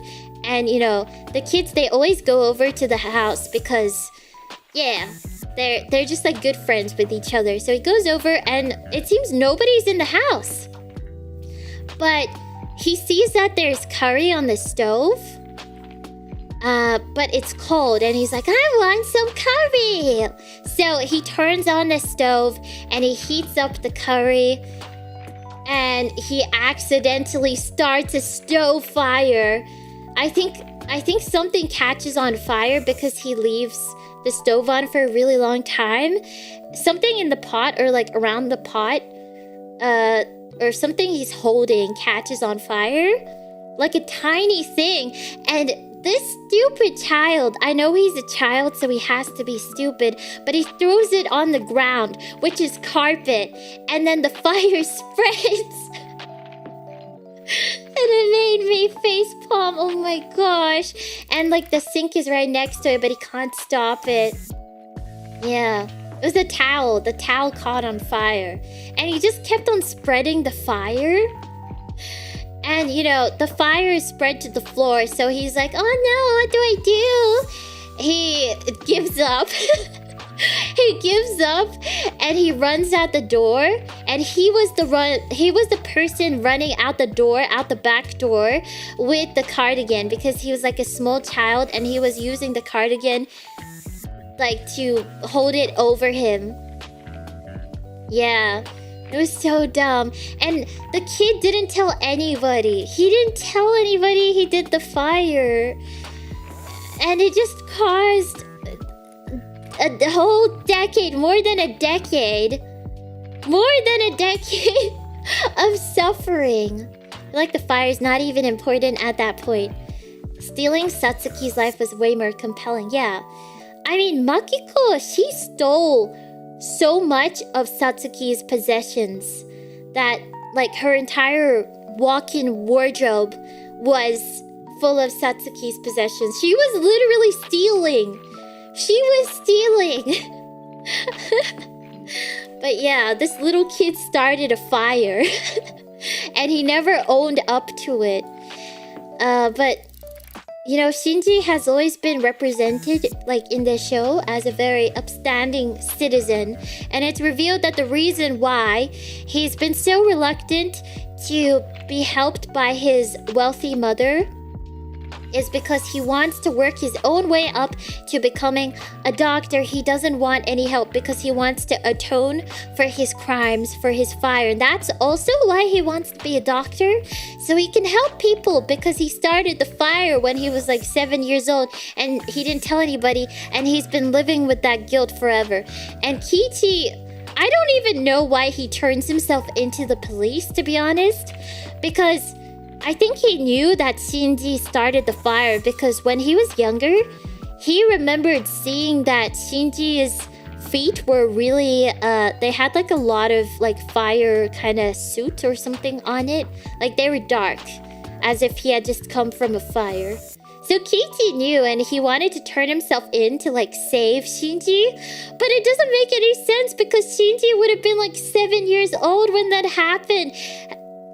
They can't arrest like a 7-year-old for this accidental thing, can they? It's just so stupid. The fact that it was revealed that it was just a baby that did it, which just... there was no point of anything, was there? But I think the biggest villain in this entire thing was this guy, Osamu. An idiot. An idiot. I've already said all my feelings about him, okay? He's a terrible father. Terrible father. Kichi, he may have had violent tendencies in the beginning, okay? But he's a good guy. I think, in the ending... Oh, the ending is really cute because Kichi tells his mother... The weird thing is, like, after this whole revenge arc, it's kind of like they just become sort of like friends. Like, everybody's kind of happy. Sort of. Like, they just recover from this, you know? I actually kind of liked how everybody had sort of a happy ending. I think it was kind of cute. You know, there wasn't really that much suffering in the end. It's like, it was just a big misunderstanding, apart from Makiko stealing all of Satsuki's stuff. But... yeah, so they all get, like, a happy ending. It's really cute. So, Shinji... I think he manages to get a position at the hospital and starts to work there. Satsuki, I think she starts to feel better, something like that. I don't remember. Osamu, I don't remember. I think he's happy. Okay. Kichi and Anzu, they want to live together, which is so cute. It's so cute. Kichi wants to be free of his very controlling mother, Makiko. So basically, they talk to Makiko and then Anzu kind of like asks for Kichi's hand in marriage. Sort of. It kind of feels like that. She's like, please, can we live together? And she's like, okay, fine. So they live together in like a little apartment, which is cute and all. Yuzu, I think she gets a job. She's happy because she gets some kind of job working her communication skills. That's all I remember. Shinji gets a job. Okay, Makiko, she... I don't know. She goes back to her influencer business. Oh! Okay, she turns it around. And she becomes successful as a influencer that influences people by telling about her life story as a divorced mother. So she... yeah, I think she becomes like the divorced influencer instead of like the perfect life wife mother. So she has a happy ending too. They all have happy endings. After it's revealed that Shinji started the fire. Everything is forgiven. It's surprisingly really happy after all the grief. There was so much grief in this, and then it was very, very happy. Very happy ending. So that is my summary of this drama. If you haven't watched it, I would recommend it. I think it was very fun to watch, okay? I think it was fun. Alright, I liked it. Yeah. Someone else is the criminal. Yeah, when it turns out that, like, the good kid, this guy Shinji, he started the fire. But it was just such a dumb reason. And he never told anybody, even though he knew. And you think about it, when you think about it, it's like, okay, he listened to Yuzu, who he liked. Okay, I think he had a crush on her or something. He would listen to her being like, oh, my mother, she has amnesia and she's in the hospital and she's suffering so much. You know, my mother that you really love because, you know, you loved coming over to our house when we were younger. You know, my mother, she's traumatized because she thinks she's responsible for the fire. And I need to find whoever did that just so that she can get her memory back and live a happy life. And he listens to this and he's like, uh-huh. don't know anything about it. Even though he knows he did it. Like, everything would have been solved if he just said, I'm really sorry. I started the fire. Your mother is not responsible. I'm sorry. I think there's a scene where he apologizes to Satsuki at the end. And he's like, I'm really sorry for starting the fire and causing you over a decade of trauma and sadness and all that, for thinking that you did it. You didn't do it. It was me. And Satsuki is like, I forgive you. Like the saint that she is. So, I have strong arms. I know, this is my workout for the rest of the month. This is my workout. So I think that's everything summarized, pretty much. So what would I rate this? I don't know. Okay, for the people who did watch this, how would you rate this show? Did you like it? Did you not like it? I think I liked it. Okay, it was very bingeable, I gotta say. Like, I had to know what would happen next. So that's... Although there were a lot of frustrating elements about it, you know, it's not like the writing is perfect. It's not a masterpiece or anything, but it was a very enjoyable thing. You got hooked? Yeah, I was hooked too. It was so enjoyable. I had to click the next episode. Maybe it was because I was procrastinating at the time and I had a lot of stuff to do, which made me want to finish it even faster, but I also felt a strong need to finish it because it was very entertaining. And also, I found myself super invested in Anzu trying to get Kichi to go outside. Like, I was so invested in that. I really wanted them to basically Kichi to have his character development, and it happened, and it was really satisfying. I was so satisfied with the character development. I'm so glad he's a good person now. Oh guys, I actually forgot another detail. I just remembered. I forgot a whole detail in that. You know, back when Makiko says, oh yeah, I did the fire, because she thinks that Yuzu started the blog post by gathering her old fan club fans. Actually, that blog post was fake. I forgot to mention that. I didn't mention that, did I? So that was actually part of the big plan that Anzu and Kichi orchestrated. So the blog post was fake. Okay, actually the only person who could see that blog post was Makiko, because I think like some mystery person forwarded it to her, and it was a link that like only she could see or something like that, or only she could see that website, or maybe like it wasn't really that searchable, but she found it on her phone, right? It was targeted specifically to her. And when that website thing, that blog post was getting a lot of views, it actually wasn't getting a lot of views. Actually, nobody saw that. Because, so Kichi, you remember how he operates like BuzzFeed or something? He operates a site with like news articles. And that one time he got Anzu to edit his news articles for him.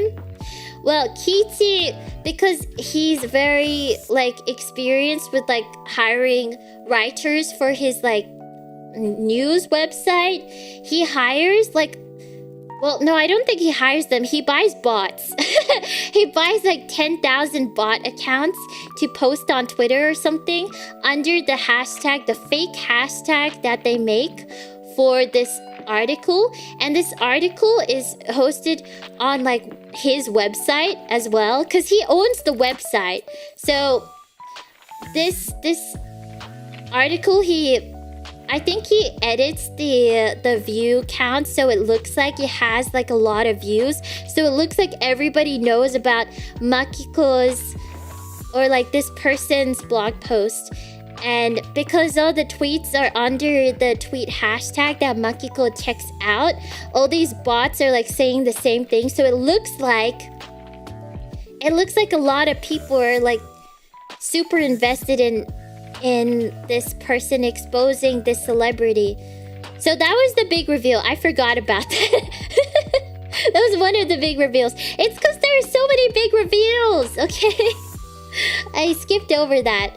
And then, yeah, basically, Anzu tells Makiko that it's fake.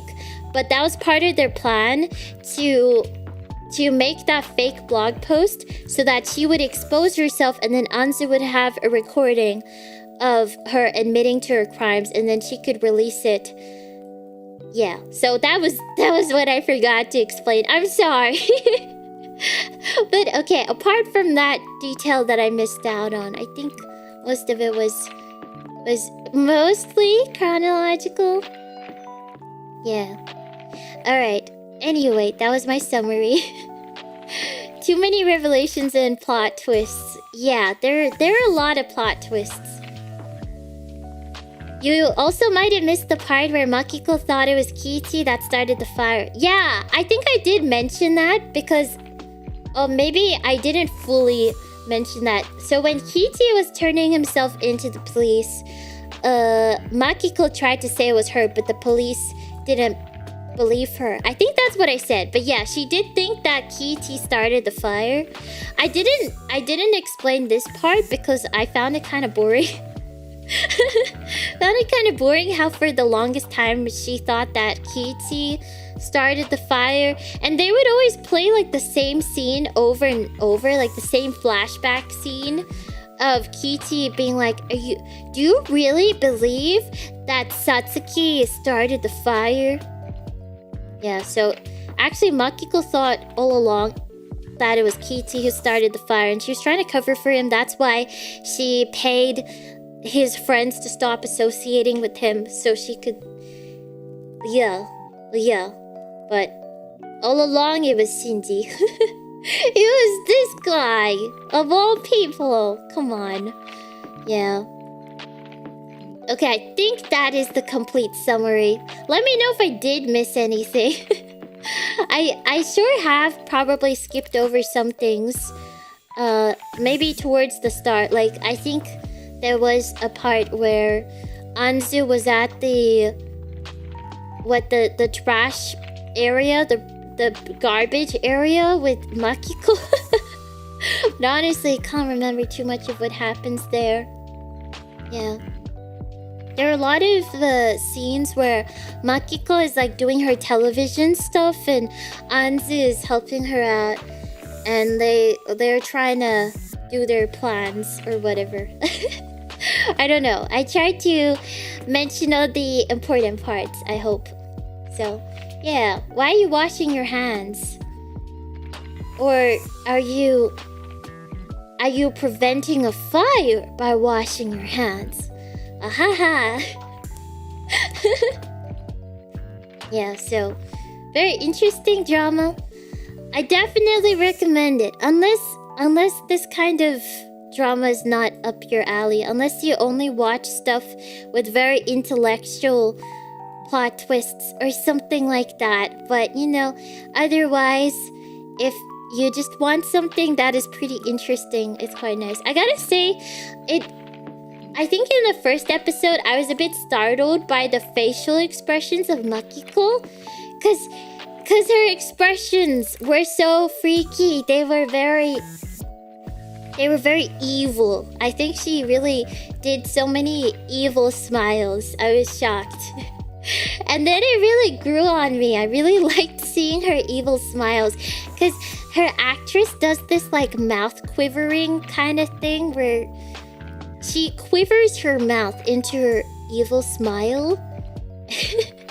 It's kind of interesting to watch. I don't know. I grew to really like that. The evil mouth quiver. I don't know if you noticed that. The evil smiles of villains are always fun. She has such an evil smile. Thanks for recommending the show. It's so fun to hear it from your perspective. I'm glad you had fun listening to me ramble and try my best to remember the show. So, thank you. Thank you. Yeah. Oh yeah, about the unarchived karaoke from yesterday. I think I will keep it up. Yeah, I'll keep that up until I don't know. I will keep it up for a while. I think that might just be an archived, not an unarchived, but the archived karaoke, because I don't really have them in the archived karaoke's up. So it's an unarchived karaoke. Yeah, maybe I should plan more archived karaoke's, because it'd be cool to have some stay up. Maybe. So.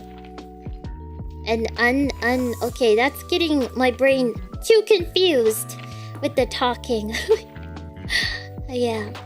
Okay, so thank you for spending time with me. That is the end of my summary, my review, or something. I don't know if you guys liked this stream idea, but I think it was quite fun. I wanted to try something new, and it was kind of like after I watched the show, I thought I really wanted to talk about it, but I might not get that much time to talk about it. So I thought maybe I should try to like use it as a Zatsu theme. Would watch another streamer this time? Really? Okay, well, if I watch any very interesting shows or anything like that, I will plan another one of these because it's very fun. I really enjoyed moving the pictures around. It kind of feels like you know, I'm just moving them around on a board. Or you know those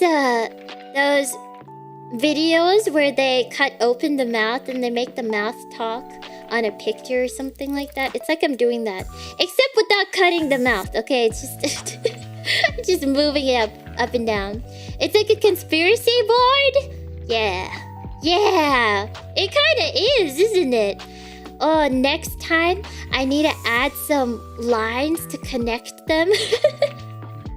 Yeah, I wish I could figure out how to draw on OBS, because I think I can draw if I add, I don't know, MS Paint as a screen capture, and then I chroma key out the background. I would be able to draw on it, but I don't want to do that because I don't like screen capture, because when I change the the size of the window, it also changes, and I don't like that.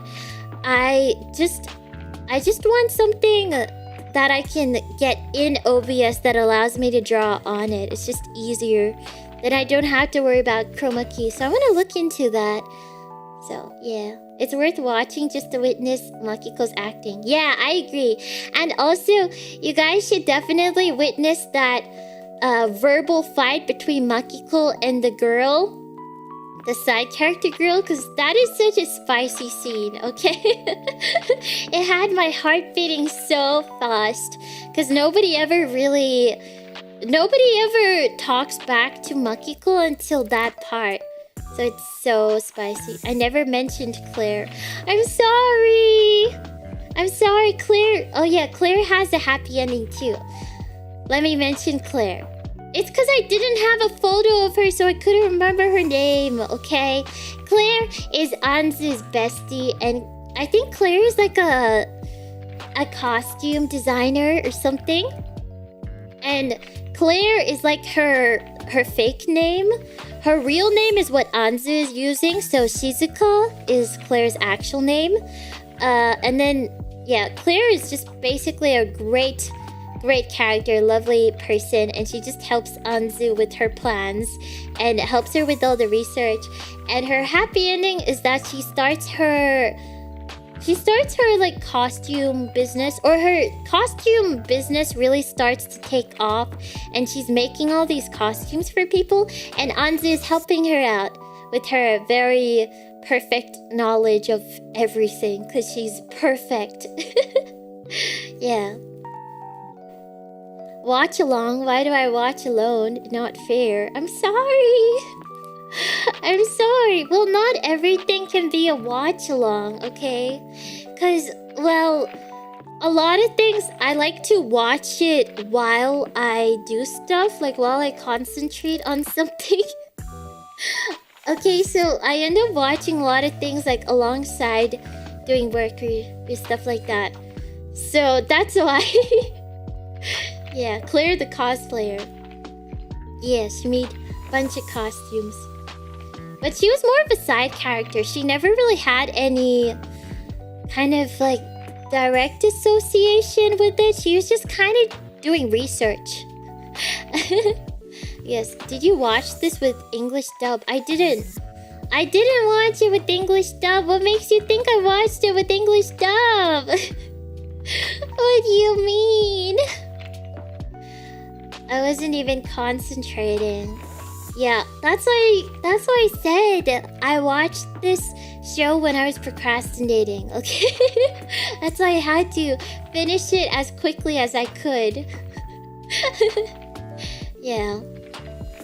No, not English dub. Of course I watched it with the subtitles, okay? Okay.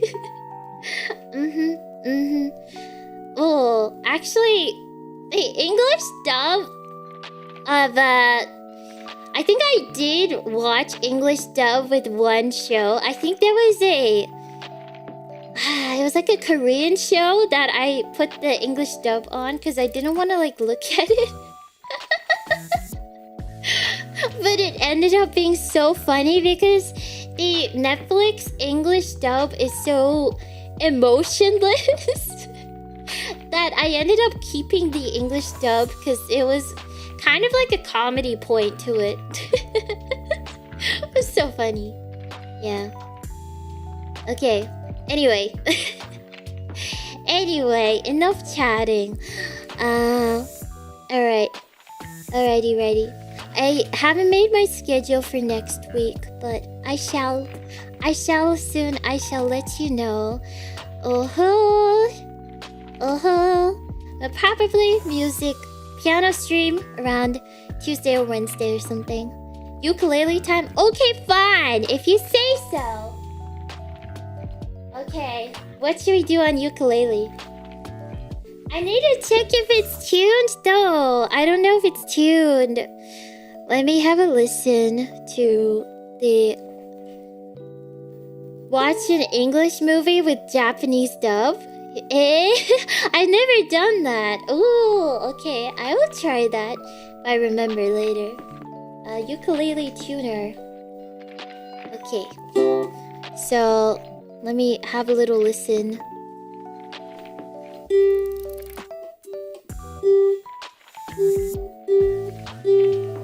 Okay.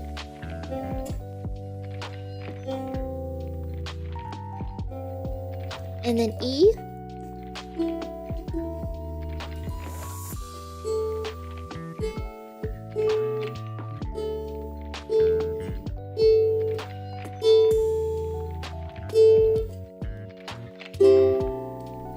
Okay, I think it's mostly tuned.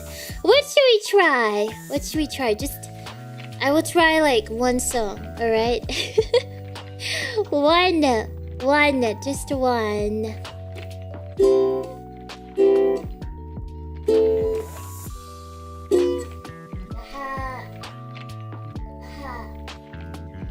Da da da da da da no no no.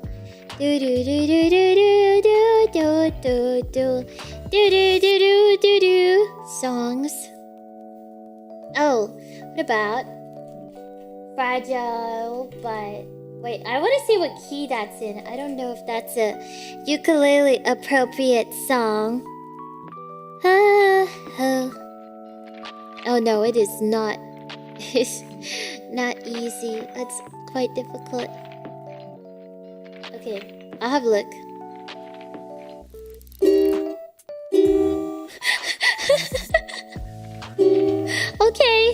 Okay. I am a chicken. No, now Michael in the bathroom. No, I refuse. Absolutely not. Absolutely not. Songs. Riptide. If Riptide is in the top songs, if it's easy, I don't want to type it up. Yeah, Hey there, Delilah.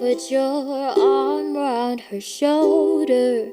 Now I'm getting colder, but how could I hate her? She's such an angel, but then again, kinda wish she were dead as she walks by. What a sight for sore eyes, brighter than the blue sky. She's got you mesmerized while I die. Why would you ever kiss me? I'm not even half as pretty. You gave her your sweater, it's just polyester, but you like it better. I wish I were Heather. Oh, ooh, wish I were Heather. Oh, da da da. Wish I were Heather. Why would you ever kiss me? I'm not even half as pretty. You gave her your sweater, it's just polyester, but you like her better. Wish I were Heather. Okay. Alrighty, goody goody. Thank you for watching. That's a little bit of ukulele practice for you guys. Okay. Thank you. So, hope you have a good rest of your day. I'll see you guys tomorrow. Okie dokie. Bye bye. We celebrate Onolomi. Yeah. Okay. Bye bye. Bye. Have a good day. Bye bye. Bye bye. Thank you. Thank you. Thank you so much for watching. Thank you. Have a good day. Bye bye bye. Bye. Oh wait. I need to hide all these pictures. Goodbye. Okay. Bye. Bye. Bye. Bye.